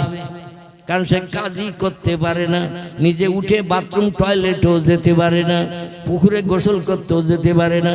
বাড়ির মেয়েরা যদি একটু মাথায় পানি দিয়ে ধৌত করে দেয় তাহলে ধোয়ার সুযোগ হয়। এই লোকটার জীবনে কোনোদিন কাজের ভুল যেমন খুঁজে পাওয়া যাবে না। আমি অধম কথা বললে আমার কথার ভিতরে মিস্টেক, ভুল হতে পারে, সঙ্গে সঙ্গে ধরে দেবেন, আমি সংশোধন করে নেব। আর আপনারা আমার প্রশ্নের উত্তর দিতে যেয়ে যদি ভুল কথা বলেন, আমি অধম সংশোধন করে দিয়ে সঠিক রাস্তায় আমরা চলবো। জোরে বলুন একটু আমিন। তবে ইতিকাফের নিয়ত করেই বাসতলায় বসে থাকলে হবে না। কিসের নিয়ত? ইতিকাফের নিয়ত করে এই বাসতলায় বসে থাকলে হবে না। তবে তারা এতেকাবে নিয়ত করে থাকুন, আমি তাদের মুখ দিয়ে কথা বলাবো না। যাদের রমজান মাস এখনো যায়নি, রমজান মাস যাদের এখনো যায়নি, ঈদুল ফিতর ঈদের নামাজ যারা এখনো পড়েনি, ওদের এখনো এতেকাবে নিয়ত করলেও করতে পারে। তবে এখন আপনারা ঈদের নামাজ কে কে পড়েছেন একটু হাত তুলে দেখান। ঈদের নামাজ নারে তাকবীর। তাহলে আপনারাও পড়েছেন, আমি হাত তুলে দেখালাম, আমি ঈদের নামাজ পড়েছি। তাহলে ঈদের নামাজ পড়লে রমজান শেষ হয়ে যায়, ঠিক তো নাকি? তখন আর এতেকাবে নিয়ত করার দরকার নাই। এই